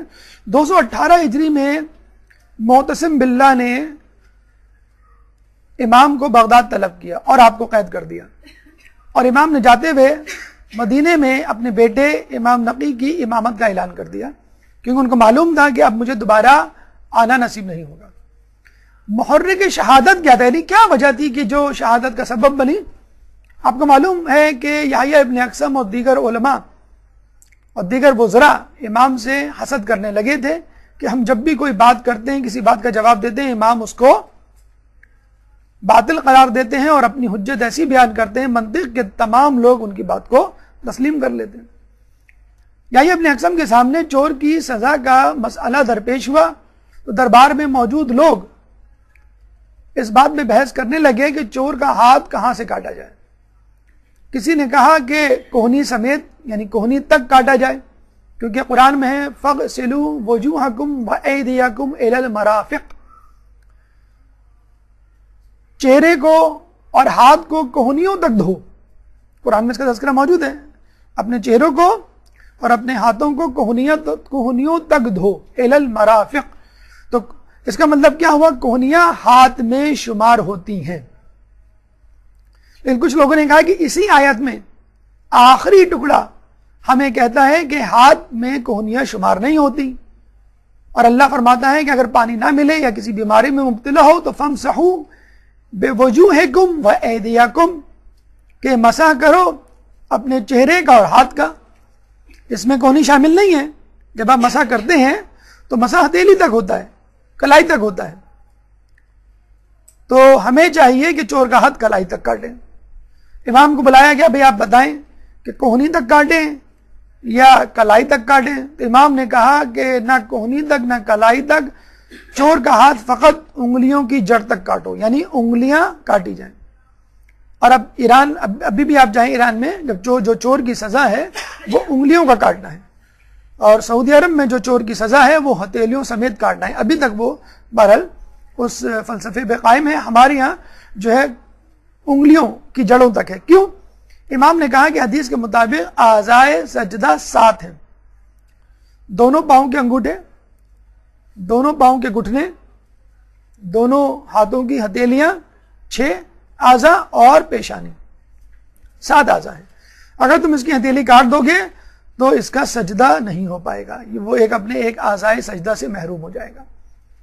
یہاں ہمیں ثقلین کی اہمیت کا اندازہ ہوتا ہے کہ فقط قرآن پڑھ کر اس کا ترجمہ سمجھ کر اپنی قیاس پر عمل کر کے کوئی بھی ہدایت نہیں پا سکتا جب تک ثقلین میں سے دوسرا ثقل یعنی اہل بیت کی تفسیر اور تشریح اور توضیح اور تفصیل موجود نہ ہو. اور اس کے بعد یحییٰ بن اقسم نے وزراء کے ساتھ یہ چال چلی کہ اب بادشاہ کو بتلا دینا چاہیے کہ ہماری عزت تو آپ نے خاک میں ملا ہی دی، اب آپ کی باری ہے. جس طرح ان کے والد محترم نے مامون کے مقابلے میں آنے کی کوشش کی اور ان کی شہرت اتنی بڑی کہ قریب تھا کہ وہ مامون کو ہٹا کر قیام کرتے اور خود خلافت پہ قبضہ کر لیتے، حالانکہ ایسا کچھ نہیں تھا لیکن خوف تھا ان کو. تو جس طرح مامون نے قتل کر دیا، اب آپ کا جو ہے وہ وقت ہے، اب آپ کی باری ہے. اب ہماری وزارت، قضایت، شہرت، عزت، علمیت سب خاک میں مل چکا ہے. اب لوگ آپ کی طرف دیکھ رہے ہیں کہ امام کم آپ کو اپنے تخت و تاراج سے محروم کریں، کیونکہ لوگوں نے یہ سمجھنا شروع کر دیا ہے خلافت کا حق امام تقی کو ہی ہے. چنانچہ اس نے وہی کچھ کیا جو اس سے پہلے کہ بادشاہ نے کیا کہ امام کو انگور میں زہر ملا کر دے دیا. کچھ لوگ کہتے ہیں کہ اسی چکوترے کا ایک شربت تھا، وہ امام کو بھجوایا اور امام کو کہا کہ یہ شربت جو ہے آپ نوش فرما لیں. ام الفضل نے واویلا مچایا کہ امام جو ہے وہ واویلا تھا، یا جسے کہتے ہیں کہ ایک ڈرامہ تھا لوگوں کو بتانے کے لیے کہ میں جو ہوں اس سازش کا حصہ نہیں یا مجھے افسوس ہے. تو امام نے ام الفضل کو بددعا دی کہ تو ایسے ناسور میں مبتلا ہوگی کہ جس سے تجھے چھٹکارا نہیں ہوگا.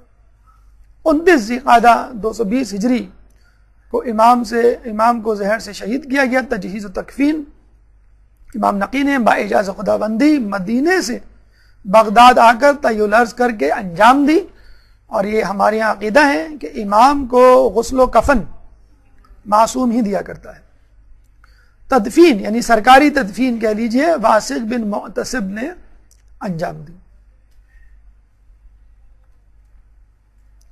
اور یہ ہوا کرتا تھا کہ پہلے امام کی جو ہے وہ تجہیز و تفکین اور نماز جنازہ امام پڑھا دیا کرتے تھے، اور پھر بادشاہ آ کر اعلان کیا کرتے تھے کہ اب ہم نماز جنازہ پڑھائیں گے اور ان کی تدفین کریں گے سرکاری طور پہ.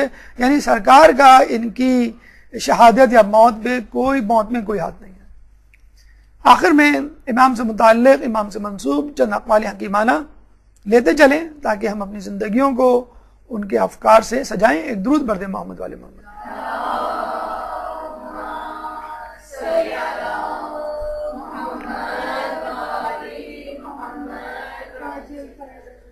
امام فرماتے ہیں کہ مومن کی عزت اسی میں ہے کہ لوگوں سے بے نیاز رہے. اسی طرح کی حدیث دیکھیے، اگر آپ تھوڑا سا غور و خوض کریں ہر امام کی سیرت طیبہ پر تو یقین کیجئے امام کی رفتار میں، گفتار میں، سیرت و کردار میں، نشست و برخاست میں، روز و شب، میدان جنگ یا گھر، ہر جگہ ہر وقت امام میں کوئی نہ کوئی شبیہ ہمیں ضرور نظر آتی ہے دوسرے امام کی، رسول اللہ کی یا اس سے پہلے انبیاء کی. اور ہمیں یقین ہو جاتا ہے جس طرح انبیاء منتخب ہوئے اس طرح امام بھی منتخب شدہ ہیں، کیونکہ ان کی سیرت میں بھی شباہت ہے، ان کی کرامات میں بھی شباہت ہے، ان کے اقوال میں بھی شباہت ہے. رسول کے پاس چند افراد آئے جانے کے وقت، کہنے لگے کہ ہمیں کوئی ایسی نصیحت کیجئے کہ جو فقط دنیاوی ہو، دین سے اس کا کوئی تعلق نہ ہو. کتنے عجیب لوگ ہوا کرتے تھے، کتنی عجیب نصیحت کی درخواست. رسول اللہ نے کیا کہا کہ دیکھو کبھی کسی سے کوئی چیز نہیں مانگنا. کتنی خوبصورت. آج ہمارا ملک اس بات پر تہیہ کر لے کہ ہم کوئی چیز امپورٹ نہیں کریں گے، تو کیا ہمارے پاس وہ تمام ذرائع نہیں کہ جس کو استعمال کر کے ہم ترقی یافتہ ملک بن جائیں؟ کیا ہمارے پاس گیس نہیں؟ کیا ہمارے پاس پیٹرول نہیں؟ کیا ہمارے پاس کاپر، سونے، چاندی کے ذخائر نہیں؟ کیا ہمارے پاس کوئلے کی بہتات نہیں؟ کیا ہمارے پاس دنیا کی 8 چوٹیوں میں سے 5 بڑی چوٹیاں نہیں؟ کیا ہمارے پاس ساحل سمندر نہیں؟ کیا ہمارے پاس چاروں موسم نہیں؟ کیا ہمارے پاس فصلیں اور زراعت کے لیے ماحول میسر نہیں؟ کیا ہمارے پاس تعلیم یافتہ لوگوں کی کمی ہے؟ کیا ہمارے پاس دولت یا دولت کی ریل پیل نہیں؟ کیا چیز ہے جو پاکستان میں نہیں؟ آج ہم تہیہ کر لیں کہ ہم باہر سے کچھ نہیں مانگیں گے، تو آپ دیکھیے کہ ہم کس طرح اپنے پیروں پہ کھڑے ہوتے ہیں۔ اسی طرح آج آپ یہ تہیہ کر لیں کہ میں کسی سے کچھ نہیں مانگوں گا۔ قرض یا پیسے کا لین دین ہمارے معاشرے میں کتنا عام ہو گیا ہے۔ پہلے لوگ ضرورت، مرض یا کسی بحران میں، ایمرجنسی میں پیسے مانگا کرتے تھے، قرض۔ اب جو ہے وہ اپنی لگژریز کے لیے قرض اور پیسے مانگا کرتے ہیں۔ پہلے لوگ جو ہے مرتے مر جاتے تھے لیکن اپنی بیماری، اپنی مصیبت کا اظہار نہیں کیا کرتے تھے۔ آج دو لوگ بیٹھ جائیں اور دیکھیں آپ 5 منٹ کے بعد ہر شخص اپنی زندگی کا رونا رو رہا ہوتا ہے۔ پیسوں کی کمی کا رونا، اولاد کی نافرمانی کا رونا، شوہر کی بے رخی کا رونا، ماحول کی بے وفائی کا رونا، ساس کے ظلم کا رونا، ہر شخص اپنی اپنی مصیبت کو لے کے اور امداد بھری ترسی ہوئی نگاہوں سے دوسرے کو دیکھ رہا ہوتا ہے کہ میری کسی طرح مدد کر دو۔ تو اگر آپ یہ تہیہ کر لیں کہ میں کسی سے، کہتے ہیں جب وہ افراد رسول سے جدا ہوئے تو راستے بھر اس پہ عمل کیا اور عمر بھر اس پہ عمل کرتے رہے کہ اگر چلتے چلتے گھوڑے پہ سواری کرتے ہوئے کوڑا زمین پر گر جاتا تو کسی سے کہتے نہیں، خود اٹھاتے۔ دسترخوان پہ بیٹھتے تو کسی سے پانی تک نہ مانگتے، خود اپنا پانی بھر کے پیتے۔ یہ عادت آپ اپنے گھر میں ڈال لیں کہ اپنا کام خود کرنا ہے۔ اپنے بچوں کو اس بات کی تربیت دیں کہ اپنی چیزیں اپنی جگہ پر تمہیں خود رکھنا ہے۔ ٹھیک ہے تم کپڑے نہیں دھو سکتے، کوئی بات نہیں، لیکن اپنی چیزیں، اپنے گندے کپڑے تو کم از کم واشنگ مشین میں یا غسل خانے میں یا جہاں بھی رکھنے کی جگہ ہوتی ہے وہاں رکھو۔ اپنی چیزیں، اپنی کتابیں، اپنی کاپیاں، اپنا اسکول بیگ، اپنا یونیفارم، پین، بکس، یہ تمام چیزیں اپنی جگہ پہ رکھنے کی عادت ڈالو۔ تم جھاڑو نہیں لگا سکتے، کوئی بات نہیں، اگر کوئی ریپر گر گیا ہو تمہارے ہاتھ سے تو کم از کم اس ریپر کو، چاکلیٹ کے ریپر کو یا بسکٹ کے ڈبے کو اٹھا کے تو کم از کم کسی ڈسٹ بن میں ڈالو۔ تو لوگوں کو خود کفالت کی عادت ڈلوائیں کہ وہ خود کسی سے نہ مانگے، نہ آپ خود کسی سے مانگے، ورنہ پھر آپ کی عادتیں آپ کے بچوں میں جائیں گی اور وہ زندگی بھر کسی نہ کسی طور پہ مقروض رہیں گے۔ ضروری نہیں کہ آدمی پیسے مانگے، آدمی کسی سے محبت، شفقت یا تسلی بھی مانگ سکتا ہے۔ تو اس سے بھی گریز کریں کہ اپنی مصیبت کو کسی کو بتائیں۔ مولا خود فرماتے ہیں کہ جس شخص پہ مصیبت پڑے وہ شخص سب سے پہلے، سب سے زیادہ روادار ہے کہ اس مصیبت کو برداشت کرے۔ اگر آپ کو کوئی بیماری ہے تو آپ یہ کیوں توقع کرتے ہیں کہ میرے ساتھ اس بیماری میں تمام لوگ شریک ہوں، لوگ میری تیمارداری کریں، میری عیادت کریں، ہر وقت میرے آگے پیچھے پڑیں، میری دوا لے کر کوئی آئے، میرے لیے اسپیشل پرہیز کے کوئی کھانے پکائے۔ کوشش کریں کہ اپنی بیماری کا بوجھ جتنا آپ خود اٹھا سکتے ہیں خود اٹھائیں۔ اگر آپ مدرسے میں پڑھ رہے ہیں تو کسی پہ احسان نہیں کر رہے کہ آپ یہ سوچیں گھر جا کے بھائی میں مدرسے میں پڑھ رہی ہوں، میرا ٹیسٹ ہونے والا ہے، کھانا جو ہے فلاں بھابھی پکائیں گی یا بچوں کو جو نہلانے دلانے اور ہوم ورک کا کام ہے یہ کوئی اور کرے گا۔ نہیں، کام بھی آپ کو خود ہی کرنے ہیں اپنے گھر کے، اور مدرسے کا کام بھی۔ اپنا بوجھ خود ہی اٹھانا ہے۔ اگر کوئی اضافی بوجھ ہے تو اس اضافی بوجھ کی وجہ سے اپنے بوجھ کو کسی دوسرے پہ منتقل نہیں کرنا ہے۔ اگر آپ کو اہل بیت سے محبت ہے، اسلام سے محبت ہے، تو اس محبت کی قیمت ادا کیجیے۔ اب عمار یاسر مسجد نبوی کی تعمیر میں 2 اینٹیں اٹھا کے لاتے تھے، کمزور سے دبلے پتلے سے عمار یاسر 2 اینٹیں، لوگ ایک ایک اینٹ اٹھاتے تھے۔ تو لوگوں نے کہا عمار یاسر تم 2 اینٹیں کیوں اٹھا رہے ہو؟ عمار یاسر نے کہا کہ ایک میرے حصے کی اور ایک رسول کے حصے کی۔ دیکھیے ایک اضافی بوجھ رسول سے محبت کا ادا کرنا ہے خود، کہ بس اپنے دل میں یہ رکھ لیا کہ ایک میرا، ایک میری اینٹ، ایک رسول کی۔ اگر آپ کو اہل بیت سے محبت ہے، اسلام سے محبت ہے، تو اس کی قیمت آپ خود ادا کیجئے، کسی اور سے نہ مانگیے۔ امام فرماتے ہیں کہ جس نے خدا کی راہ میں ایک دوست حاصل کر لیا گویا اس نے جنت میں ایک گھر حاصل کر لیا۔ دیکھیے فقط دوست حاصل کرنا کوئی کمال نہیں، خدا کی راہ میں ایک دوست حاصل کرنا یہ کمال ہے۔ خدا کی راہ میں دوست کون ہوتا ہے؟ جو خدا کی راہ میں چلنے کے لیے آپ کا ہم سفر ہو۔ رسول اللہ شادی کے دوسرے دن جب بی بی کے گھر میں آتے ہیں تو مولا سے پوچھتے ہیں تم نے فاطمہ کو کیسا پایا؟ تو مولا کیا جواب دیتے ہیں؟ خدا کی اطاعت میں بہترین معاون۔ یہ ہے بہترین بیوی، یہ ہے بہترین شوہر، یہ ہے بہترین دوست جو خدا کی اطاعت میں آپ کا معاون بنے. کیسے؟ آپ کو اپنی برائیاں دکھائے، آپ کو نصیحت کرے، آپ کو مشورہ دے، امر بالمعروف و نہی عن المنکر کرے، نیکیوں کی طرف ترغیب دے اور برائیوں سے آپ کو بچائے. امام فرماتے ہیں جس نے خواہشات کا اتباع کیا اس نے دشمن کی تمنا پوری کر دی. ایک اور جگہ ہمیں ملتا ہے دشمن سے بہترین انتقام اپنی نیکیوں میں اضافہ کر کے کرو. یہ ہے انتقام. آپ کہتے ہیں نا کہ بغیر شیعہ افراد جو ہیں ہمارے دشمن ہیں، امام بارگاہوں پہ حملے ہو رہے ہیں، ٹارگٹ کلنگز ہو رہی ہیں، ہم سے نفرت کا اظہار کیا جا رہا ہے.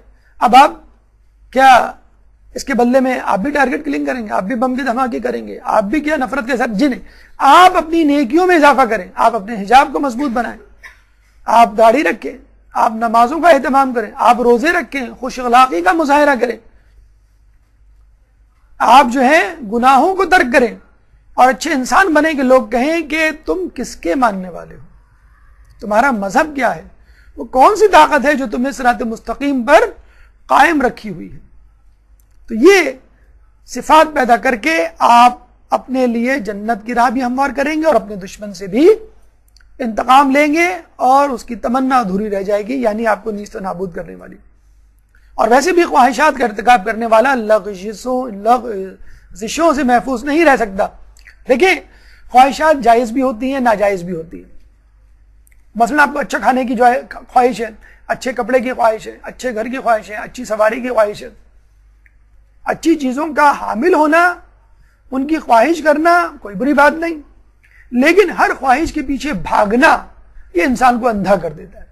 پیسے کی دوڑ، مادیت پرستی کی دوڑ، گھر میں بہترین فرنیچر، پردے، کارپیٹ، ٹی وی، کمپیوٹر، آسائش زندگی سے گھر کو بھر دینے کی بھوک انسان کو پاگل کر دیتی ہے، اندھا کر دیتی ہے. پھر مرد حرام و حلال میں تمیز نہیں کرتا، نہ آپ اپنے شوہر سے پوچھتی ہیں کہ یہ پیسہ کہاں سے آ رہا ہے، نہ شوہر یہ فکر کرتا ہے کہ یہ حلال ہے کہ حرام ہے. اسی لیے روزوں کا جو حکم دیا گیا اسی لیے دیا گیا ہے کہ جب تم حلال سے بچ پاؤ گے تو حرام سے خود بخود بچاؤ گے. آخر میں امام فرماتے ہیں دل سے خدا کا قصد کرنا اعمال میں بدن کو تکلیف دینے سے زیادہ بہتر ہے. اس لیے ہم کہتے ہیں نیت زیادہ اہم ہے بنسبت عمل کے. اگر نیت اچھی ہوگی، عمل میں کوئی نقص ہے تو وہ معاف کر دیا جائے گا، لیکن عمل میں نقص ہے، عمل بہت خوب ہے، نیت ہی نہیں ہے آپ کی اس کام کو کرنے کی، تو پھر وہ عمل قبول نہیں ہوگا. یہ گفتگو امام کے حوالے سے اپنے اختتام کو پہنچی. اگر امام سے متعلق اس گفتگو سے موضوع سے متعلق آپ کے ذہن میں کوئی سوال ہے تو آپ کر سکتے ہیں. قبل از سوالات بھرپور صلوات. اللجن اللجن اللجن اللجن یا مولا اللجن اللجن اللجن اللجن اللجن اللجن اللجن یا صاحب السماء اللجن. جن مراحل سے انشاءاللہ آج ہم گزریں گے اس میں سب سے پہلے تعارف،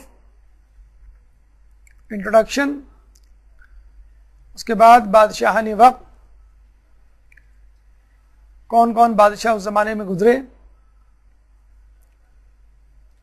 امام کا بچپن کس طرح گزرا، امام کی علمی خدمات کیا کیا تھیں، کون کون سی کرامات آپ کے دست اقدس سے ظہور پذیر ہوئے، اخلاق حسنہ کیا کہتی ہے، ازدواجی زندگی میں کیسا برتاؤ رکھتے تھے، اور شہادت کیسے، کیوں کر، کس ماحول میں ہوئی، اور اس کے بعد چند اقوال حکیمانہ. گفتگو کا پہلا مرحلہ امام کا تعارف. ایک درود پڑھ دیجئے محمد والے محمد.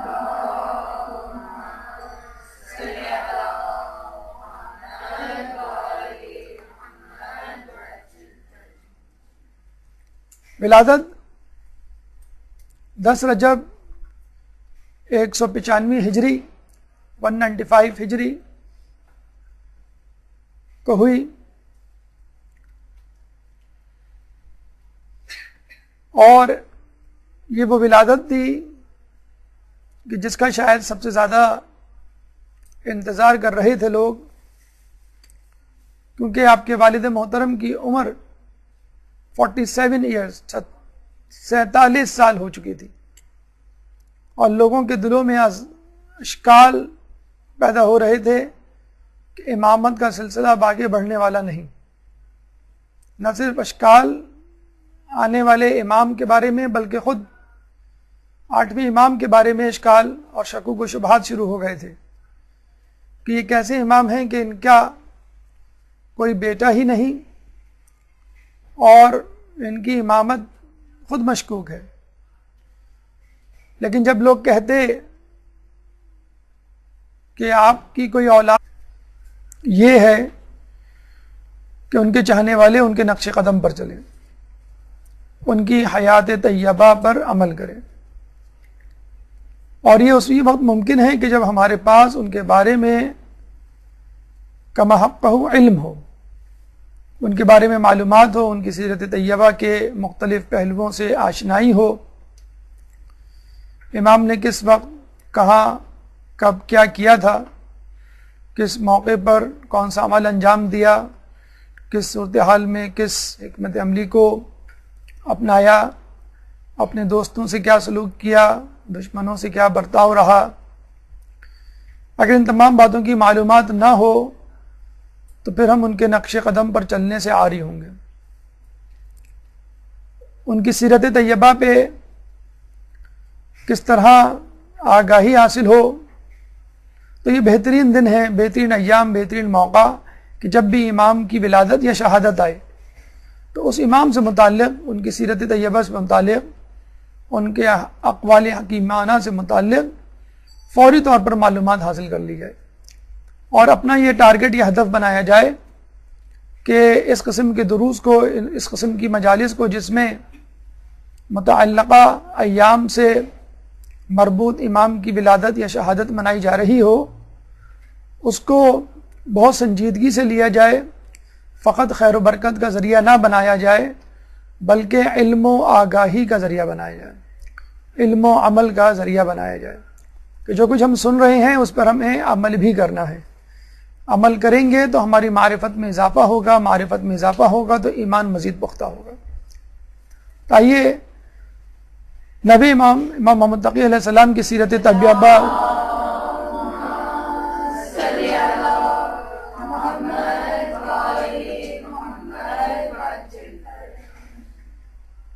کی سیرت طیبہ سے چند موتی چنتے ہیں اور یہ دیکھتے ہیں کہ خود ہمارے لیے امام نے کیا کیا پیغامات چھوڑے ہیں۔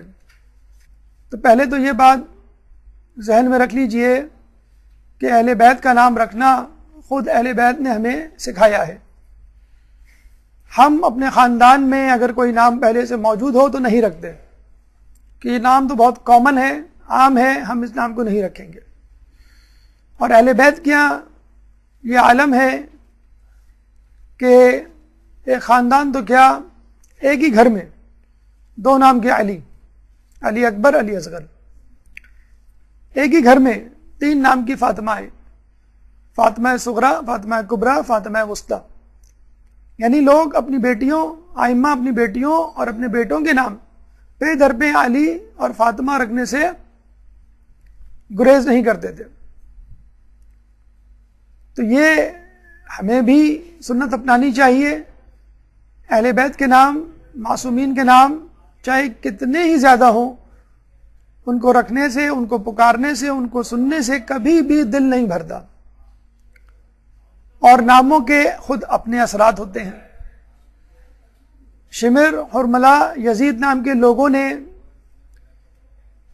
کیا فسق و فجور کے بازار گرم کیے، تاریخ کے صفحات اس کے گواہ ہیں۔ اور ان ناموں کے، معصومین کے نام پر رکھے جانے والے ناموں نے اور ان کے حاملین نے دنیا میں کیا کارنامے انجام دیے، یہ بھی صفحہ کرتاز پر موجود ہے۔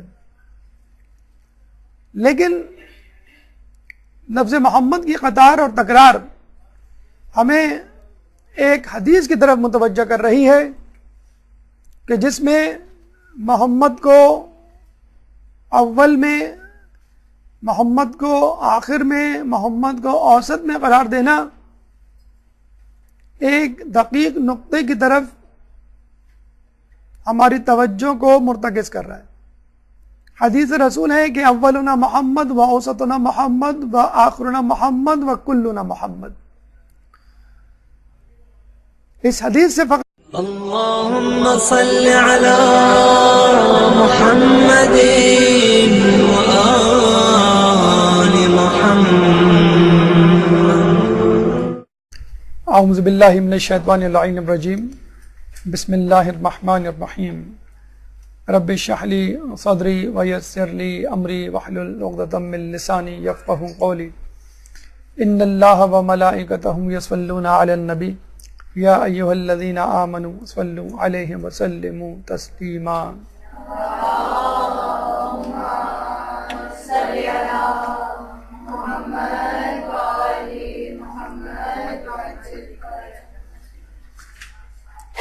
آج 27 ذی القعدہ ہے اور آج سے 2 دن بعد 29 ذی القعدہ ہوگی، اور یہ 29 ذی القعدہ اس حوالے سے ہمارے لیے اہم ہے کہ یہ ہمارے نوے امام محمد تقی علیہ السلام کی شہادت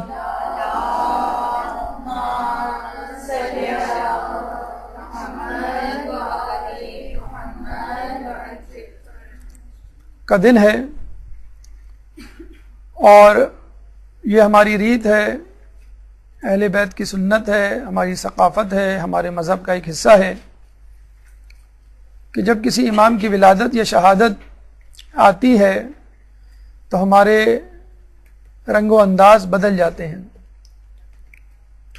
اگر غم کا دن ہوتا ہے تو ہم غمگین ہو جاتے ہیں، اور اگر خوشی کا دن ہوتا ہے تو ہم فرط مسرہ سے جھوم اٹھتے ہیں۔ یہ ایک کم ترین اظہار ہے اپنے تعلق کا اہل بیت سے، کہ اہل بیت کی خوشیوں میں ہم خوش ہیں اور اہل بیت کے غم میں ہم غمگین، کیونکہ ہم ان کے چاہنے والے، ان کے ماننے والے ہیں۔ لیکن بلند ترین اظہار اس محبت کا بات نہیں تو امام فرماتے کہ اللہ تعالیٰ جلد مجھے ایک اولاد عطا کرے گا کہ جو ہمارے شیعوں کے لیے باعث فخر ہوگا، اتنا کہ اس سے پہلے کبھی ایسا نہ ہوا۔ آپ کی شہادت 29 ذی القعدہ 220 ہجری، یوں آپ کی عمر مبارک فقط 25 سال بنتی ہے، اور آپ کو تمام ائمہ میں کم ترین امام ہونے کا شرف حاصل ہے۔ فقط 25 سال میں کیا کیا کارہائے انجام دیے اور کس طرح لوگوں کو اپنی امامت سے قائل کیا، اس کا تذکرہ انشاءاللہ دوران گفتگو آپ سنیں گے، اور اس طرح یہ سن کر آپ حیران بھی ہوں گے کہ امام نے فقط اتنی سی عمر میں کس طرح ان کاموں کا انجام دیا کہ جن کاموں کو سن رسیدہ بزرگ سوچ بھی نہیں سکتے۔ آپ کا نام محمد پہلے معصوم کے نام یعنی رسول اکرم صلی اللہ علیہ وآلہ وسلم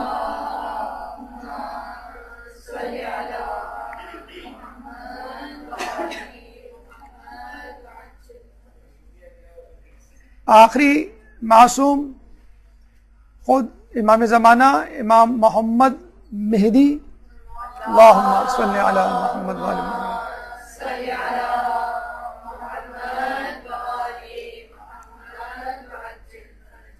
پانچویں اور نویں امام کا نام بھی محمد پر، امام باقر علیہ السلام، اللہم صلی علی محمد وآل محمد۔